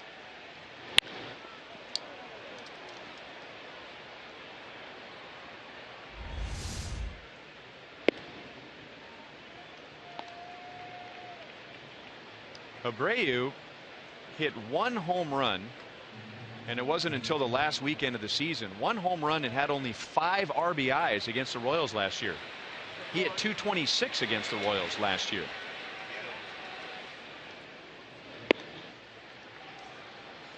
Now 2-0 on Adam LaRoche, who is 0 for 2.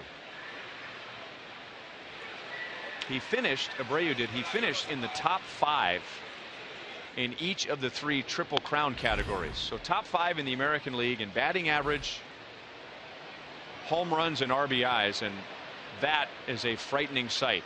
Yordano Ventura, after delivering that pitch,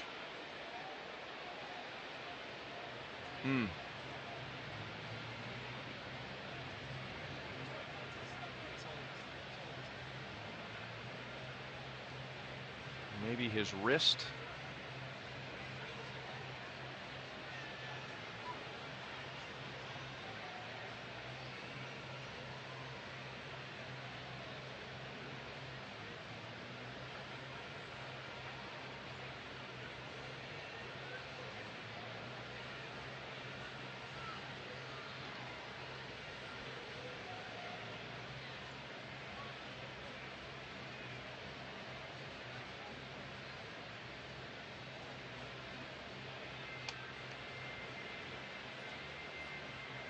Kyle Turner on the left, Nick Kenny helping Yordano Ventura up. Whew, man, the fact that they're massaging his hand is a little bit of a relief.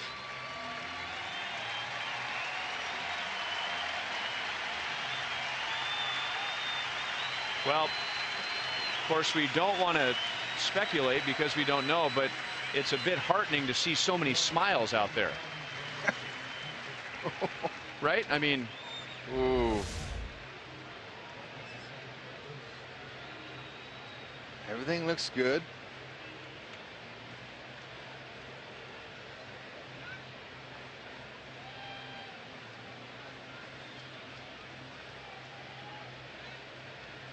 hand, thumb.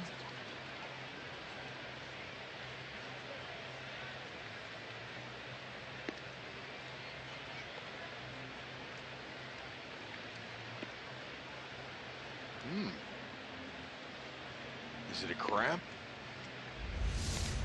Interesting. It's a bit suspicious the way that thumb was curled in, and I can't say that I've seen a pitcher deliver a pitch and grab his hand unless that pitch was hit back to the pitcher, went off of his hand. Wow. And just the 3 years, short years I've worked with you and had the privilege to do that, I've never seen you. There was no action and you were pointing down to the field and I went, oh my gosh, what happened? And seeing Ventura, their ace, in a heap, didn't look good. So a Chevy call to the bullpen, and here we are into, it is not the conventional way of doing it, but a 3-run lead in the 7th inning, and Kelvin Herrera takes over. Not the way the Royals had it planned when this inning began, but with the Abreu home run, it becomes a save situation for the bullpen. And Kelvin Herrera, 70 games last year and a 1.41 earned run average. Now we'll wait to hear from the Royals clubhouse, so we hope that we get some sort of word before the game's over. And again, we always try and stay away from speculating on a player and a potential injury, but let's check in with Jeff Montgomery. Monty, did anything look familiar to you, or can you connect any dots? Well, the only thing I remember a lot of times, guys, early in the season for a pitcher, you're kind of pushing yourself to a new limit once the bell rings, once you're live, and oftentimes you experience cramps. It might be in your calf, it might be in your thigh, and oftentimes in your hand or wrist you'll feel some things like that. So let's hope that's exactly what it was with Yordano Ventura, but it was good to see him be able to walk off and really seem like he was under really not a lot of pain. And again, I mean, there's some concern when your ace, who is pitching brilliantly today, goes down in a heap on opening day, and yet there seemed to be, and again, this is just me reading into what I was watching on the screen, there seemed to be a lightheartedness on the field. There were guys smiling. It certainly didn't appear as he was walking off the mound that, and again, this is just appearances, that there was too much concern, but you never know. Yeah, and that's the thing. I mean, he went down like he'd gotten shot by somebody, but when they start looking around and it's in his hand action, and your hand is just something, it's all those small muscles in there, and again, you're pushing yourself to new limits. Now, it's not hot, it's not humid, it's not the circumstances that oftentimes you would experience cramping in, but still today, you know, you're really pushing yourself again to that new limit. You know, Monty and Hud, I'm up here in the booth and I'm holding Hud's baseball. Is that okay, by the way? You got it. Okay. So, you know, I'm thinking here, you know, if I really wanted to squeeze this thing hard, right, and I wanted to give it a little extra, I mean, I feel the pressure in my thumb, right? I mean, right there, that is a flexed muscle, as we're hoping for the best here. Got his follow through, and then we saw there was no pain until it tightened on him. Right. We'll see. Right. New signature, by the way, on the baseball. We got a new commissioner. That's right. Robert D. Manfred Jr. Let me move it up a little closer for our folks here. Let's see if we can tune into that. See his signature. He's got a long name. Let me see. How about right there? Used to Bud Selig, but Bud, great run. Oh, I'm glad you didn't say you've got to go. No, I was going to say that. He had a great run, didn't he? 3-2 on LaRoche. You know, we had a seminar in Southern California, remember? All the announcers from the Fox network, and the commissioner spoke. And somebody asked him what was the best perk of being commissioner of baseball, and without hesitation he said, having your name on the baseball. Yeah. Without a doubt, having your name on the baseball. How about that?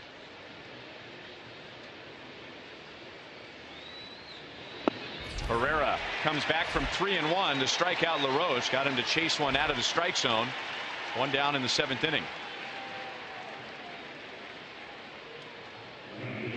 Okay, Herrera's back. He has that extremely powerful fastball that he uses. Hitters have to look for it. And he's got an exceptional changeup and a nice little overhand curveball. We showed you the season numbers last year. We got to show them again because it's incredible. 214 average, the opponents. Again. Garcia out to Escobar, 2 down. But, you know, with power on power late in games, the fact that there was a goose egg in that department there with no home runs given up in 70 innings, that's incredible. It'll tell you how good his stuff was, but how good his focus was as well, because he was able to focus in those one-inning situations. And with his stuff, He was dangerous. You know, and that was a number that really dogged him the year before. Remember, in 2013 he gave up 9 home runs in 58 in the 3rd inning. So he really cleaned that up and then some. It's been a tough luck 0 for 2 for Alexei Ramirez. He is lined to left, and then in the 5th inning he lined to Alcides Escobar at short, resulting in the defensive play of the game.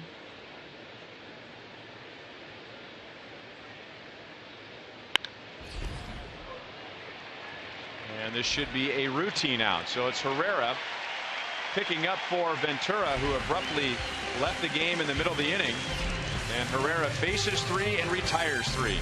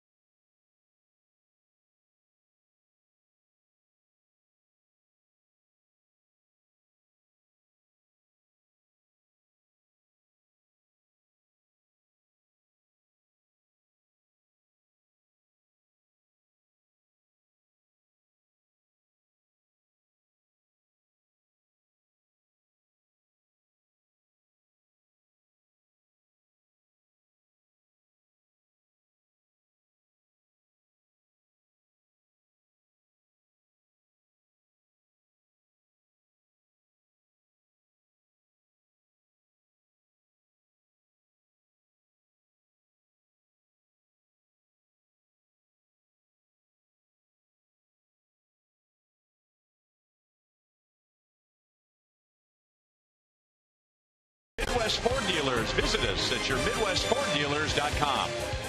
By Academy Sports and Outdoors. Right stuff, low price every day.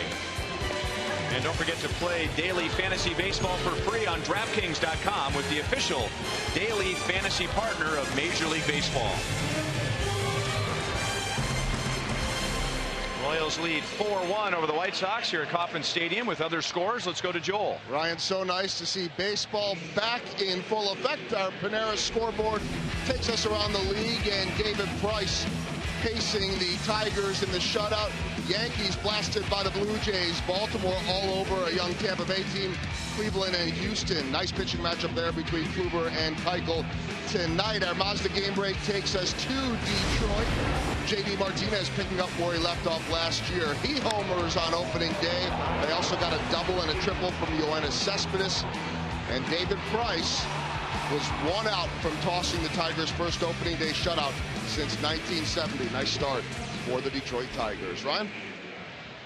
Thank you, Joel. Royals have their first home run of the year. Mike Mustakas against Samardzija in the 5th inning. It'll be Escobar, then Mustakas, and Kane in the 7th inning. Esky doubled and scored back in the 3rd inning. Perez, Kane, Mustakas have driven in runs, and the Royals also have a run on a wild pitch.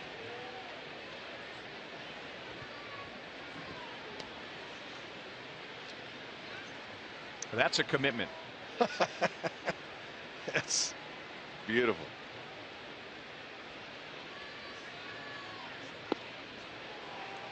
Tell you, listening to our great partner Joe Goldberg, Ryan, give those out-of-town scores and watching that, I almost had the carryover from last year. As remember the last 2 months of the season, how every game meant something, and we were, you know, you're on pins and needles with every game, and it took me a few seconds to go, wait a minute, Hud, look, take it easy, man. There's only 161 to play. We got some time. Don't get all worked up over wins and losses right now. Take a chill pill. Look at that. There's a walk. Another one. 3 walks now by the Royals. And all 3 coming from guys you wouldn't expect to walk a lot. 2 from Kendrys Morales, and now 1 from Escobar. And Robin Ventura says that's enough for Jeff Samardzija.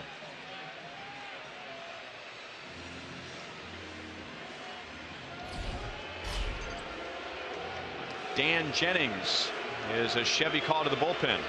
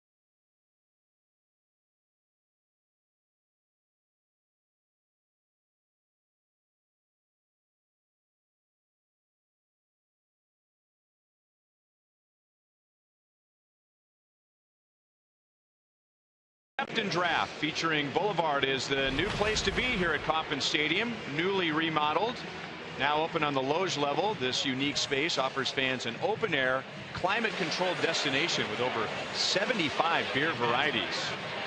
Gastro pub, fare, and custom pizza bar also out at the Craft and Draft. The venue is open to any ticket holder, and select season, single, and group tickets are also available. Check it out.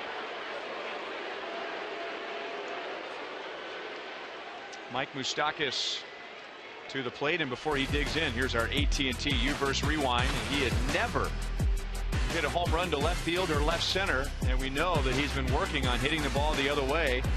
And on a day that is not a great day to hit, Mike Mustakas hits his first home run of the season. The Royals get their first home run of the season after waiting 8 games last year to hit their first home run. And now Mustakas is up there with Escobar at first base and nobody out. By the way, if you have been holding your breath, I will give you an opportunity to exhale. Yordano Ventura, as we suspected, left the game with a right thumb cramp.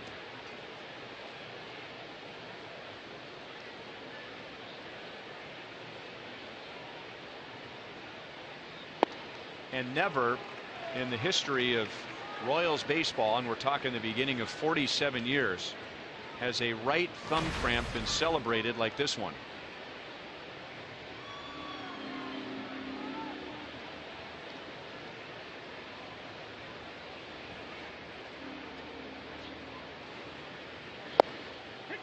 Good pitch over the inside from Dan Jennings, former Nebraska Cornhusker,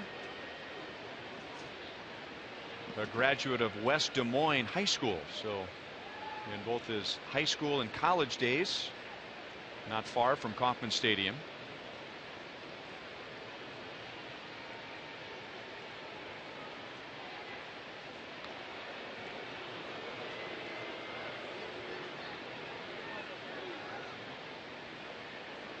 I was just getting back from in the little boys' room, and was there an announcement made that I missed? Dan Jennings went to Nebraska. And Yordano Ventura had a right thumb cramp. Oh, really? Boy, is that good news. Thank you.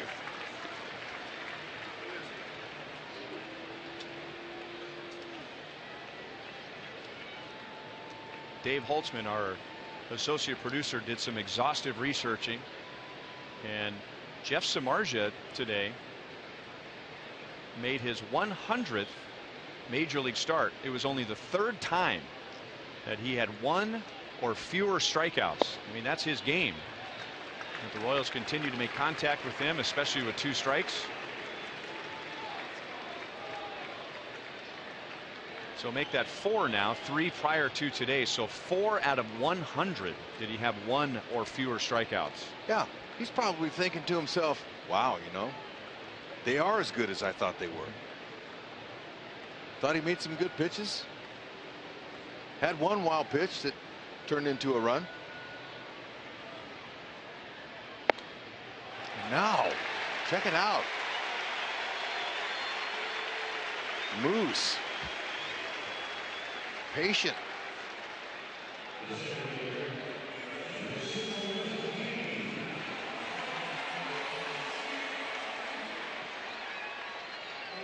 Two walks, 2 on, nobody out.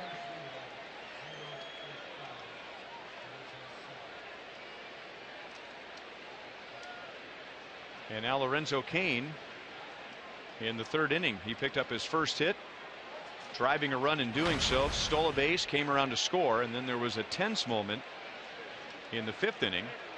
Right after Mike Mustakas' home run, Samardzija's next pitch hit Lorenzo Cain, and Lorenzo and Samardzija were staring each other down. The benches did not clear, but several Royals came out of the dugout on the first base side in support of Cain.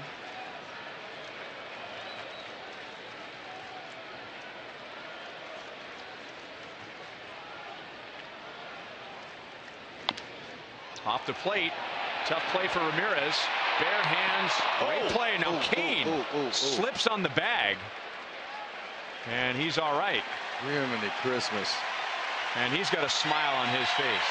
Oh man, well, we've seen Royals pitcher go down in a heap, and thankfully it was a thumb cramp. And Lorenzo has that tendency, Hud, to leap for the bag, and that's what can go wrong. Man, I'm going to tell you what. That is incredible. He escaped without rolling that right ankle. Usually his heel catches part of the dirt in front of it, and Rusty Kuntz is saying, I've seen it before. Woo, man. And sometimes it takes something like that for a player to realize, because Lorenzo's so athletic that he can lean and lunge for the bag, and it really hasn't hurt him much. You mentioned all the leg problems he's had. There's a strike to Hosmer, but right there, this is why you don't want a player to do this. No, see, he caught the outside of it. Did roll slightly, but fortunately the Royals dodge a huge bullet on opening day. 2 of them. Yeah, this game, we get this game over. Oh. 1-1 to Hosmer. He has grounded out 3 times, all to the right side of the infield. He's due. Good time for his first hit of the year here.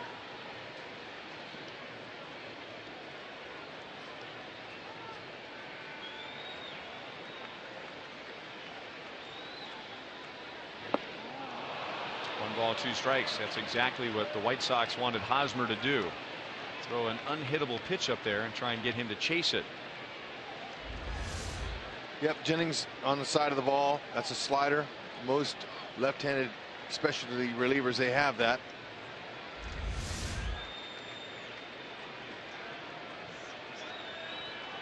Hosmer hit .264 last year off of left-handers. That's a respectable average. Kind of a chase it again. And both times, by the way, you have to give some credit to Tyler Flowers. That is a risky pitch to throw with a runner at third base, and Flowers was able to block both of them. But once Flowers sees a hitter swinging a pitch like that, he's going to go right back with it. So that's what he did. Just doubled up with it. Now they're going to put on Morales. They don't want to take any chances. They'll go with Alex Gordon, the left-handed batter. I think it might be a little easier percentage-wise.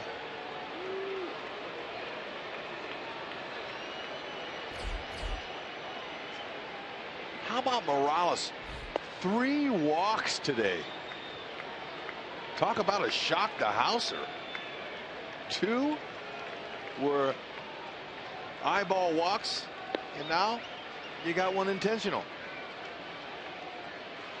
Pretty impressive. One of the most aggressive swingers on the team. He's taking a walk.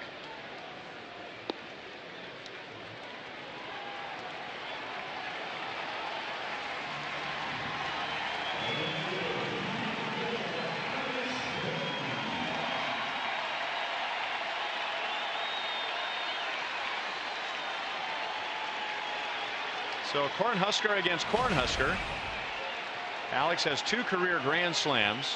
He is 0 for 2 today. He was hit by a pitch back in the 2nd inning. The White Sox have given the Royals Alcides Escobar, who walked, Mike Mustakas, who walked, and Morales, who walked intentionally.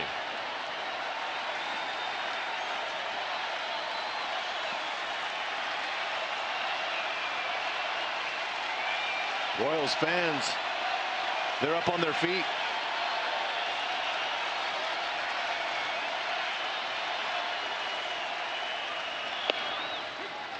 Fastball in for a strike.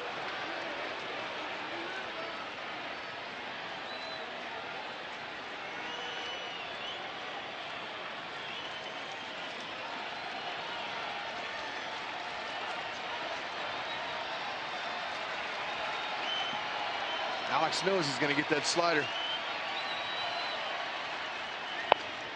Another good save by Flowers. So it's one thing for Jennings to throw that pitch. It's another thing for Flowers to keep it off the backstop. No question about that. That was way in the back of the right-handed batter's box. Alex going to try to pick out that straight fastball if he can, and make him elevate his slider.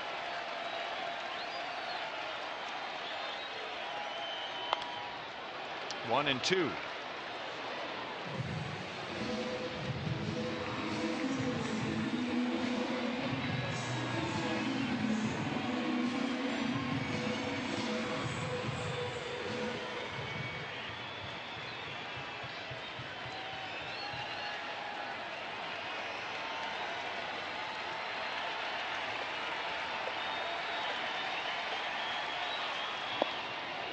Tempted, but wouldn't go for it.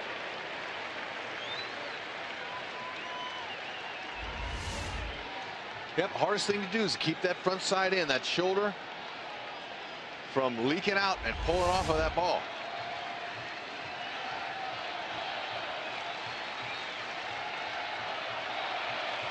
Pick up that release point, look up, make him get it up.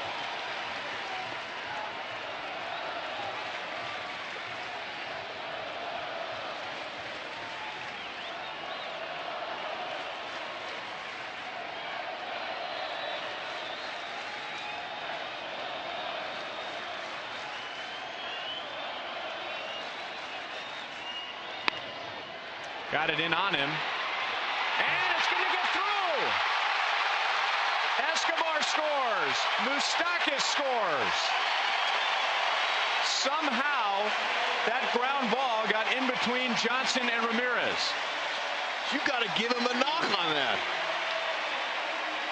Talk about a 15 hot worm burner on a nice moist day. That'll kill the worms.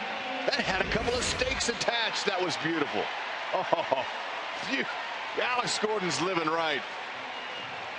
And not a glove on it. It appears there, Hud, that the mistake on that play, if Ramirez was going to get that close to the ball, he should have taken charge, because he basically blocked out Johnson, right? Totally agree. When you commit, Go get it. It's yours. Wow. Alex is living right. Nice piece of hitting. Kyle Drabek, a right-hander, is on for the White Sox.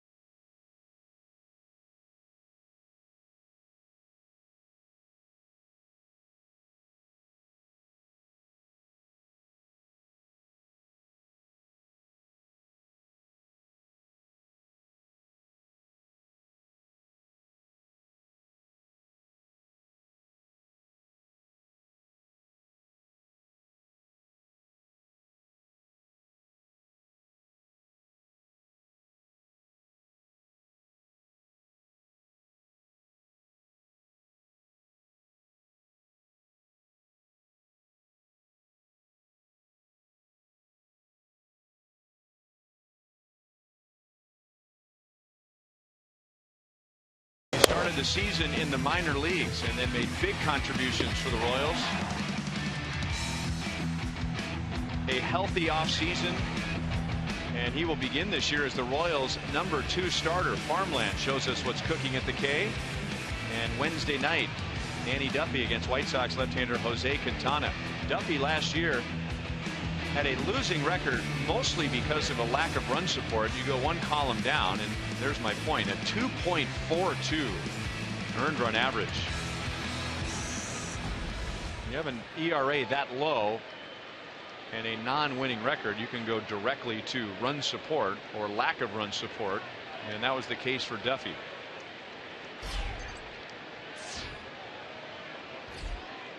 They did score that ground ball, a base hit for Alex Gordon, picking up 2 RBIs. Oh, and I'm going to tell you what, for your first hit of the year with the bases loaded, you can't place a ball or hit it any softer to get it to the outfield than that one. This could be a banner year for him as well as Moose. And it's easy if you're a White Sox fan or remember the White Sox and say, well, that was a cheap, fluky couple of runs. And yet the White Sox really tempted fate in the inning. They walked 3 Royals. I mean, you're asking for fate such as that when you walk 3 in 1 inning. Especially the team that walked the fewest last season, the Royals. Rios is taking all the way, 2 balls, 1 strike.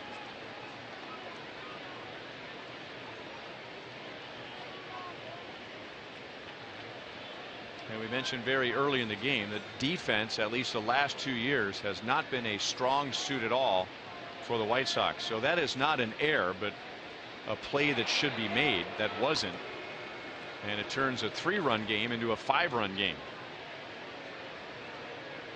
And all the White Sox have to do now is score at least 5 runs, depending on what happens in this inning, with Wade Davis warming up in the bullpen, and most likely after him, Greg Holland. Just to get those guys in a game. Royals have an off day tomorrow.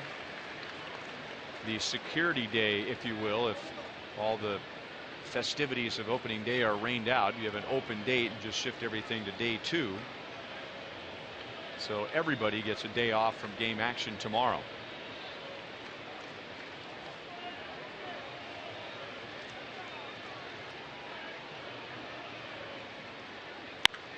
Rios hit well to left field. Melky Cabrera back. Alex Rios in his Royal Royals debut has a 3-run home run and a 3-hit game.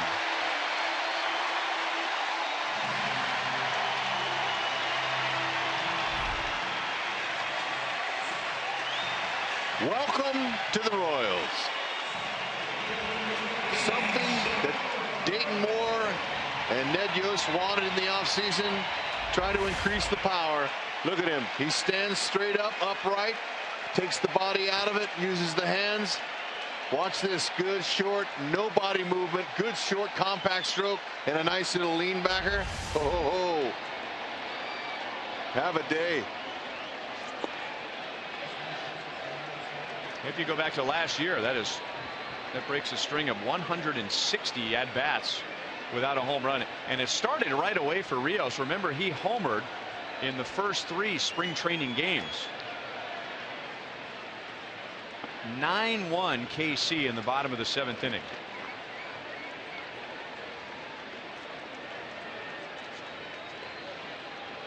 Kyle Drabek, that little fastball didn't work there. He's got an 88 to 92 cut fastball. That's a beautiful swing. Salvador Perez has a 2-hit game. Salvi was right on that changeup. It's either a changeup or a curveball that didn't break all that much. But there's Rios.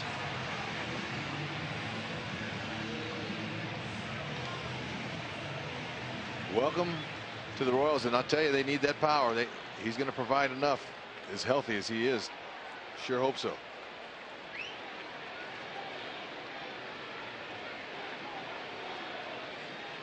I think we've seen a little bit of everything today out of the Royals offense.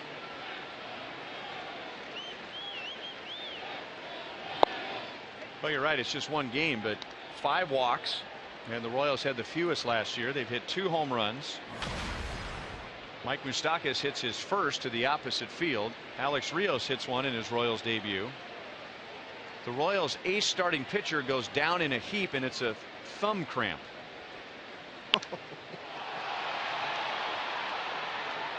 So far, so very good for the Royals on opening day. They bat 9 in the bottom of the 7th inning. They score 5. Alex Rios is responsible for 3 with that swing. Pilot the Bombardier. Blame it on Rios.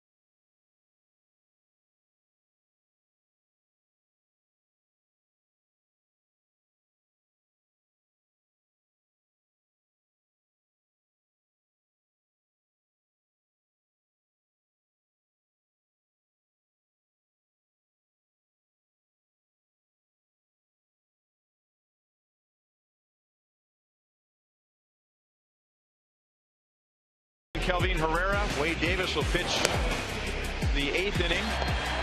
We may or may not see Greg Holland, with the Royals having an off day tomorrow. Never in baseball history has one team had 2 pitchers with at least 70 innings and an ERA under 1.5. No team ever had 2. The Royals had 3. And pretty soon they're going to have a healthy Luke Hochevar to go along with Jason Frazier, and some newcomers this year, Franklin Morales, Ryan Madsen, Chris Young. Yeah, the bullpen, as good as it was, or as great as it was last year, has only gotten better. Not a good thing for the rest of the league. But yet, so many quote-unquote experts in the game before the season started didn't think the Royals had much.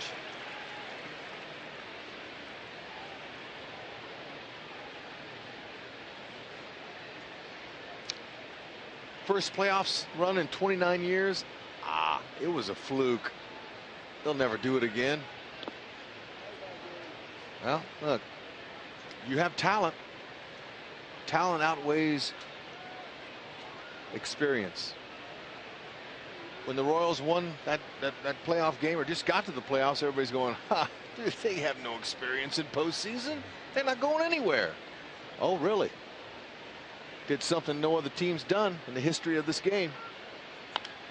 8 straight postseason wins. Mopped up 2 of the best American League teams by far. The Angels had the best record. Mowed right through them. And Baltimore and Showalter thought he was going to stop the train. You couldn't stop him. They had too much. And that was the heartbreak of Game 7. The players in that locker room on the Kansas City Royals were heartbroken. They knew for sure they were going to win. After that 10-0 win in Game 6, you could have heard a pin drop in that clubhouse. The players were crushed. They're thinking, man, we got to start all the way over again. Well, here's Game 1, and we're seeing a hungry team. 3-2 on Gillespie.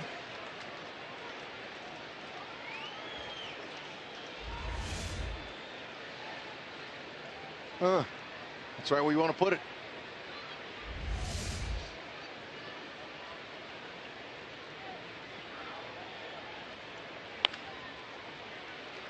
Out to Hosmer.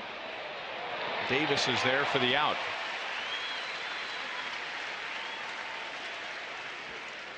MLB.TV Premium is the #1 live streaming sports service. Watch every out-of-market regular season game live or on demand in HD with highlights, live look-ins, and pitch tracking every night on every device. Blackout and other restrictions apply. Visit MLB.TV for details.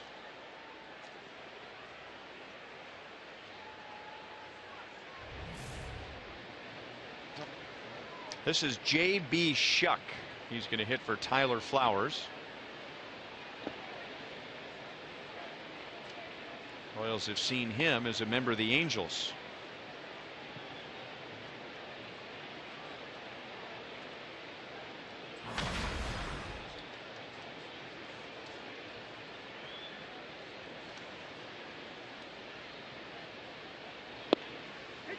One and one from Wade Davis. Wade Davis, that good, hard, straight four-seam fastball at 97. Excellent cutting action. He'll throw that around 93. It's a cutter, and that beautiful overhand curve.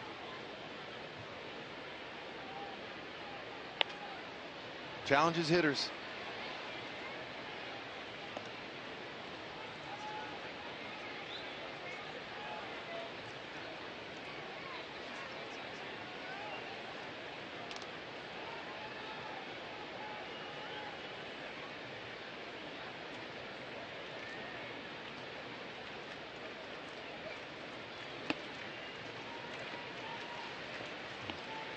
Two and two.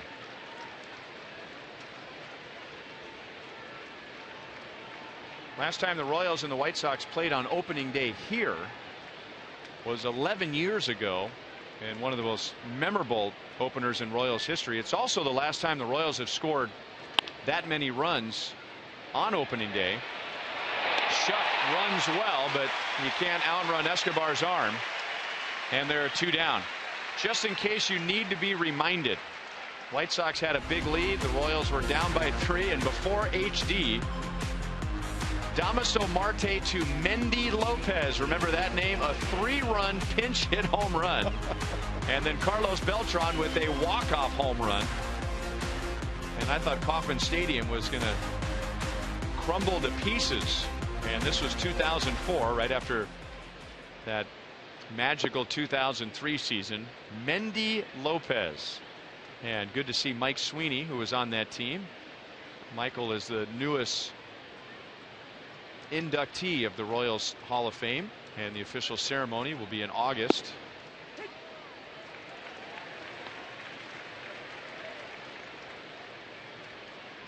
Great to see Mike, always upbeat, very positive. Happy to see him get inducted. Got to give some credit to Sam Abramson, our video extraordinaire, associate producer, digging deep into the archives.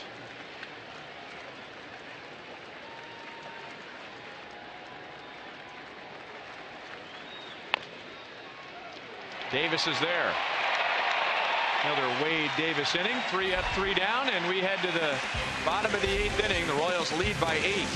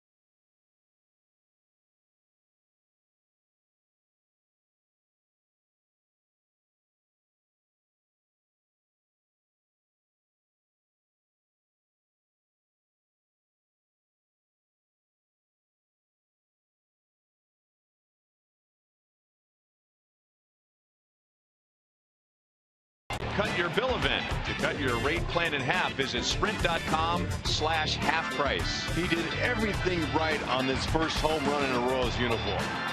Short to the ball, kept a lot of movement out, stiff front side. He was able to leverage it.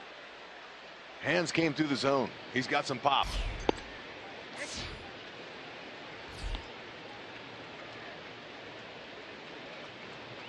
Three-hit game for Rios, with a stolen base and 3 RBIs. Would have had another stolen base. He got a great jump, and Salvador hit a fly ball and doubled him up at first. So look, everything today offensively has worked well. We saw some small ball. We saw some runners advance. Mustakas in the number 2 hole for the first time in his career. Bunted the runner over.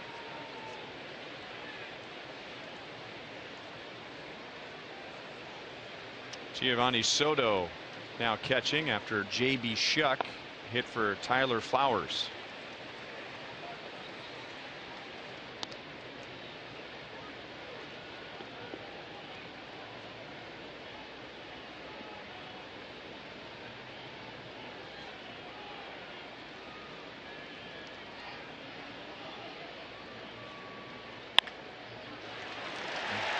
Escobar into center field. He's on for a 3rd time.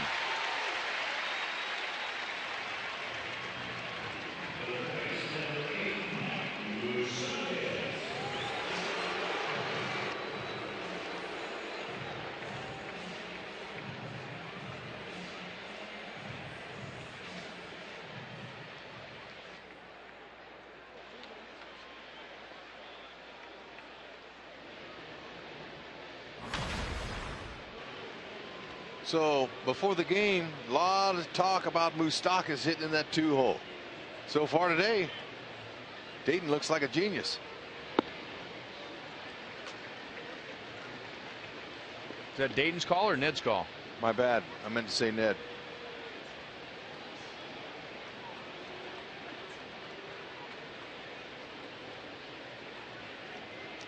How about this for a game, doing a little bit of everything? Mustakas has a home run, a sacrifice bunt, and he's walked and scored a run, and now he pounds it up the right field line, foul by a foot.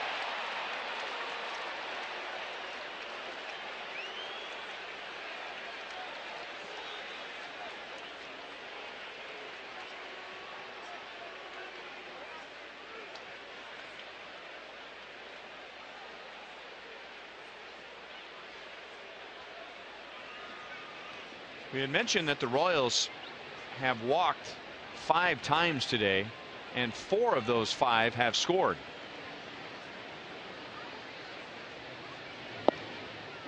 Interesting defensive alignment here in that there are 3 infielders in between second and first. That's not rare, but how about 3 infielders in between second and first, and they're all playing about halfway. Normally there's a guy that's deep out in shallow right field. That's a funky look to the pulled over shift. There you go. A swinging bunt.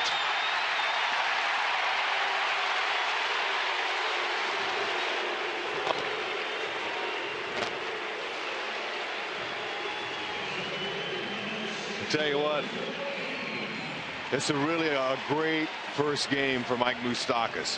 What do we say? What did he go 0 for 18 last year? 21. Oh, my bad. Sorry. Look at this. The old squibber. Which was better, this one or Alex Gordon's? Well, Alex had a couple of stakes attached to his with 2 ribbies, so he'll take that. But look, you're going good. You get a hit like that, especially against the shift, and everybody's talked about how hard he worked in spring training, and that's the reason that he got the nod. Soto didn't see it right away after he blocked it, but he kept it in front of him. And in an 8-run game, Escobar and Mustakas will hold.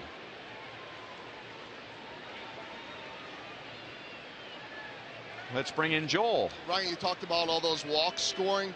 The Royals 20 times last year had 5 or more walks in a game. Coincidence or not, 8 of those 20 games were against the White Sox.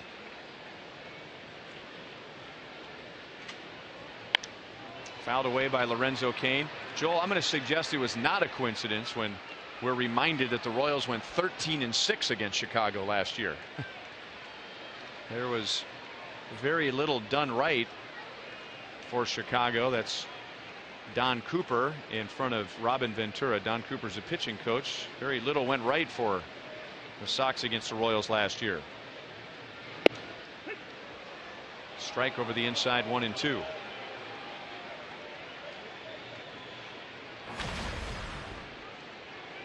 Royals went down 1-2-3 in the first inning, and it's been mostly a struggle for White Sox pitchers every inning since. Ramirez out at second, and a double play. Escobar goes to third. Okay, that play there, Lorenzo Cain hit the ball hard. He knew the chances were going to be pretty good that they were going to double him up. But this is how you'd like to see Lorenzo Cain run to first base every time.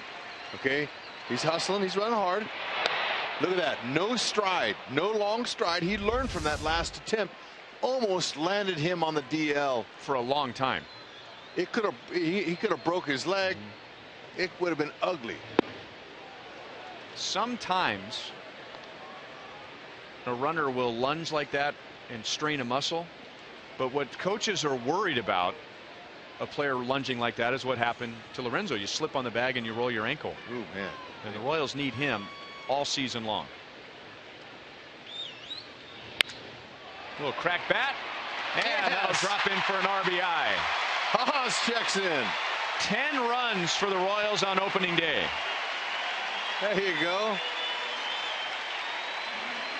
Look at Salvi. I'll tell you, on the little squibber base hit that Mustakas got, He was on the top step cheering for Moose, and then for Hosmer to get his first base hit, there he is. Salvi, there's a guy with a bundle of energy, and it's contagious. One of the reasons the Royals are who they are today is largely because of that man right there. His leadership, his energy. Look out, Rusty.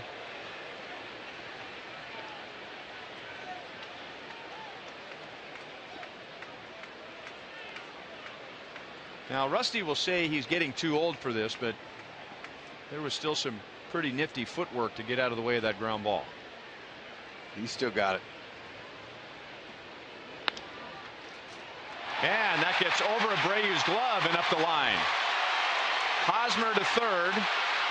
He'll be held there. And Kendrys Morales has his first hit as a Royal. It's a double. And he is on base 4 times today. Now Ventura's letting Drabek wear this one.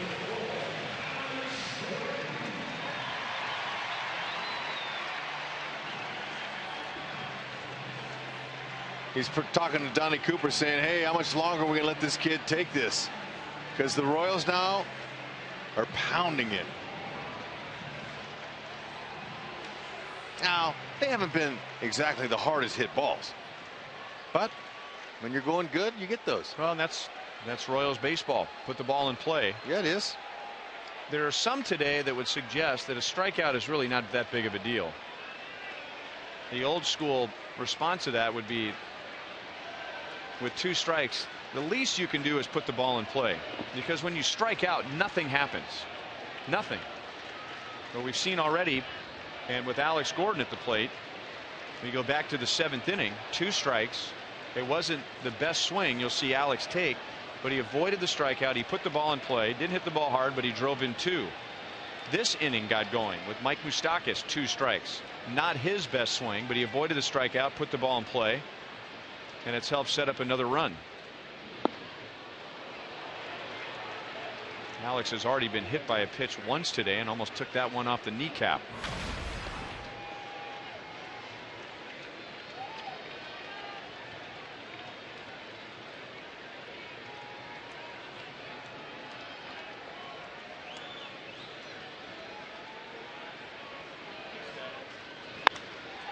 And by the way, I should point out that those who believe the strikeout is not that big of a deal, their argument is that a power hitter shouldn't be shortening up his swing with 2 strikes just to avoid a strikeout. He should still be swinging with power. You don't want him swinging for a single when he has the opportunity to hit a home run. If he strikes out, he strikes out. But that is a very new school way of thinking.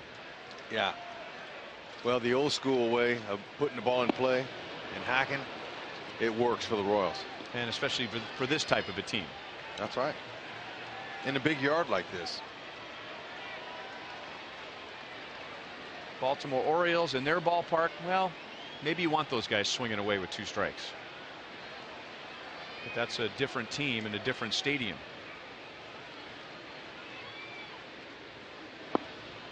Good pitch fading away from Alex, and that ends the inning.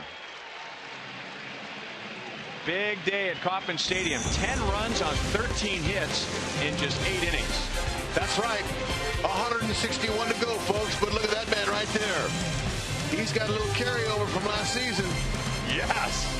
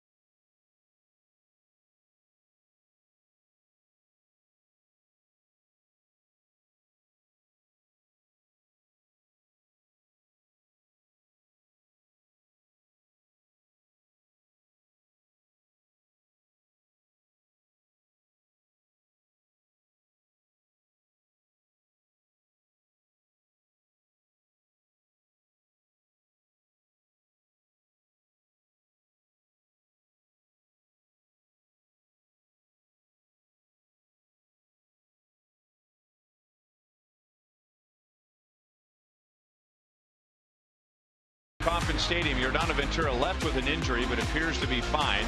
Gave up just 1 run in 6 innings. The Royals have hit 2 home runs. Mike Mustakas to the opposite field. Alex Rios in his Royals debut. Kelvin Herrera and Wade Davis have pitched 2 scoreless innings. And now in a 9-run game, we will see Ryan Madson. We remind you to vote for the Royals Player of the Month at rallyhouse.com/Royals, and you'll be entered to win a majestic prize pack from Rally House.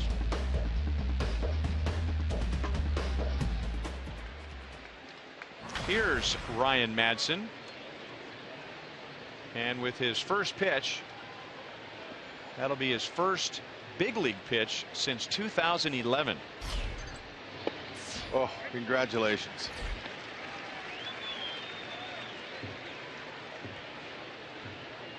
Ryan Madson missed all of 2012 and pitched in 1 minor league game in 2013, and then was out of the game entirely last year.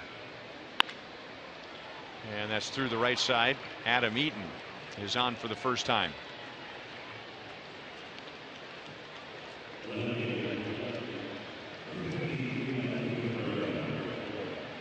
Ryan Madson pitched on some very good Phillies teams. His last full season in the big leagues, he had 32 saves.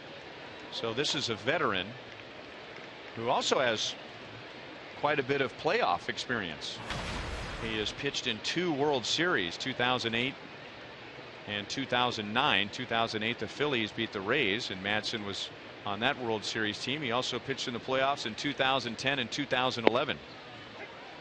So here you go. You have a veteran HUD who's been there, done that, not just in the regular season, but he's done it on the biggest stage. I like it. Another great signing by the ball club. Going after a guy who didn't want to leave. Look at that induced double play.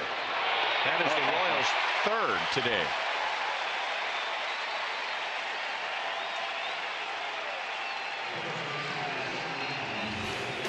After this series, the Royals will be facing the Angels, and our Mazda game break takes us out to Seattle. That's a team that many are predicting will make it to the postseason, and that's Dustin Ackley hitting a home run off of Jared Weaver, and Seattle wins their opener 4-1. Yep, I was talking about Madson. He didn't want to leave the game like he did. He was injured.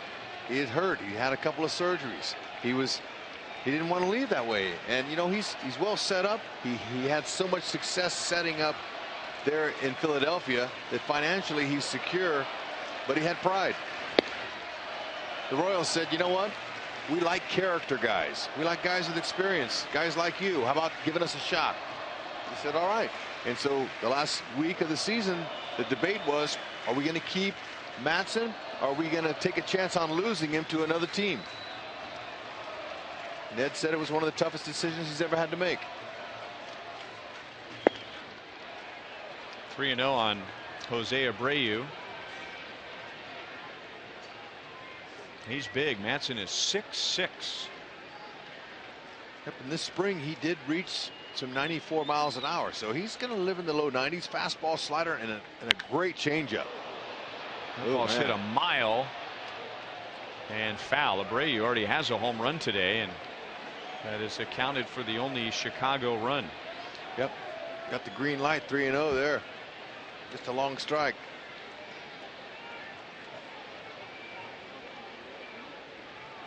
But I like this move right here, not bringing Greg Holland in. Let Madson come on in. We got a 9-run lead. And we thought maybe with the day off tomorrow, just for the crowd, I guess more than anybody else, to see Greg Holland just get his first outing out of the way.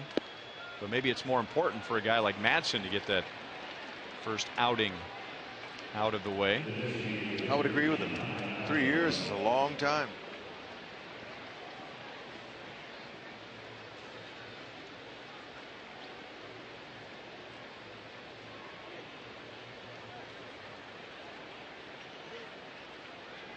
By the way, Madson's postseason ERA 2.31. Inside to Adam LaRoche, who is 0 for 3 today with 2 strikeouts. That's a pretty good spot right there.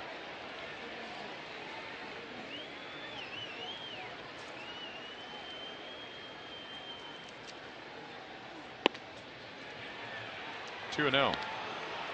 There's his changeup. It's a great one. It's got really good movement. It moves a lot of different directions.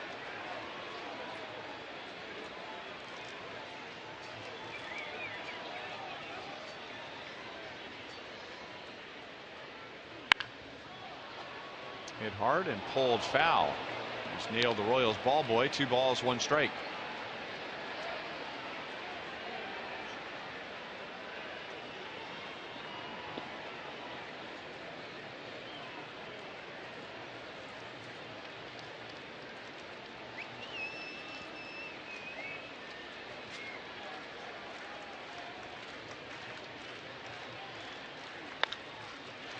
Popped up. And 2015 begins with a victory. A blowout victory. So the Royals snap a losing streak, if you will. They had lost 6 opening days in a row. And they put that in the rearview mirror with a 10-1 victory over the Chicago White Sox. And Casey gets to hang that W right away. Yeah, what a first opening day. I'll tell you, Ned Yost, he's got to be proud after day 1 of all the acquisitions that he made in the offseason. They all participated, but Mike Mustakas in that number 2 hole did not go wrong. Great decision. He had an opposite field home run, first ever in his career to go opposite here at the K. I'll tell you what, be hard to find a player of the game in this one. Rios looked good, but let's check out Moose. Moose got him a fastball from Samardzija right over the middle of the plate. He barreled it. That's right. There are no accidents when you hit an opposite field home run in this ballpark. That ball was tattered and battered and wasn't walking. Right over Melky's head. 3rd row. That's right, Ben. I'd feel good too. Moose was loose. Speaking of those 2 home runs, let's go down to the field, and here's Joel Goldberg. All right, guys, thank you very much. Joined right now by Alex Rios and Mike Mustakas. First off, Alex Rios, welcome to Kansas City. What did you think of opening day as a Royal, a team you played against so many times before? Thank you.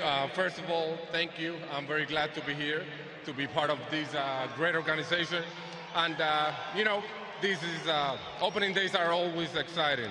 And when we win in a way like this, it makes it so much fun. Well, tell us about that home run. But before you do that, I got to say, oh, there it is.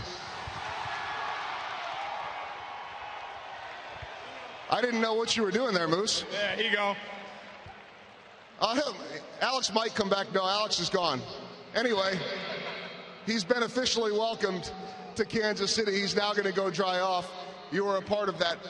2 homers for you and Rios. A lot of offense today, but before we talk about that, what was this atmosphere like from the ring ceremony to the end? It was awesome. It was electric. I mean, the people come out, support us every game, and it's amazing to have you guys out here supporting us. Every game we play, we love having you guys out here playing for you guys. I know it's a long season. There's 162. I think you're good. There's no Gatorade left. But it had that energy that you had in the playoffs, too. And I don't know how hard it is to create that, but could you feel that energy? Absolutely. It's because of these great people out here bringing that energy, bringing that fire. And, you know, we feed off of that every game. And we played a great ball game today. Ventura threw the ball great for us. It was just a lot of fun. I don't ask you a lot about yourself. You'd rather other people doing it. But I do need to ask you right now, batting second, a sac bunt, a homer to the opposite field, some form of a swinging bunt or something. What do you make of the new Mike Mustakas? I like it. I like hitting second. You know, I'll do anything I can to help this team win a ball game. And if I got a bunt, if I got to do anything, I'll do it. And that's the whole atmosphere. That's the whole the thing that we do in this clubhouse. We play for each other.